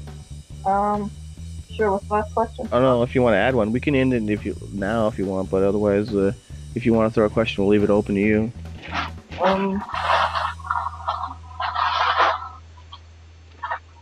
Well, I mean, the only one I can think of is like cosplay pets, but. Oh well, no, that's fine. That's cool. We'll leave it. Name pets. Yeah. Oh well. I guess if you want a question asked, please leave it in the comments. Otherwise, we'll be going to Facebook for friends and things like that for questions. I always check the forums and such for questions and all those things too. And I'm sure that if you're having problems or if you have interest, other people will as well. So leave them in the comment section, and we will answer them. Okay? Yes. Anyone got anything else to add? Nah. Do a little dance. Do a little dance. Be right. Make a little girl. Get down in that. But yes. Oh, well. That was fun, though. Huh? Yeah. Yes. All right. Well, we'll see you next week, and good times to all. Yes. Good Be time. righteous to each other and party on. Please.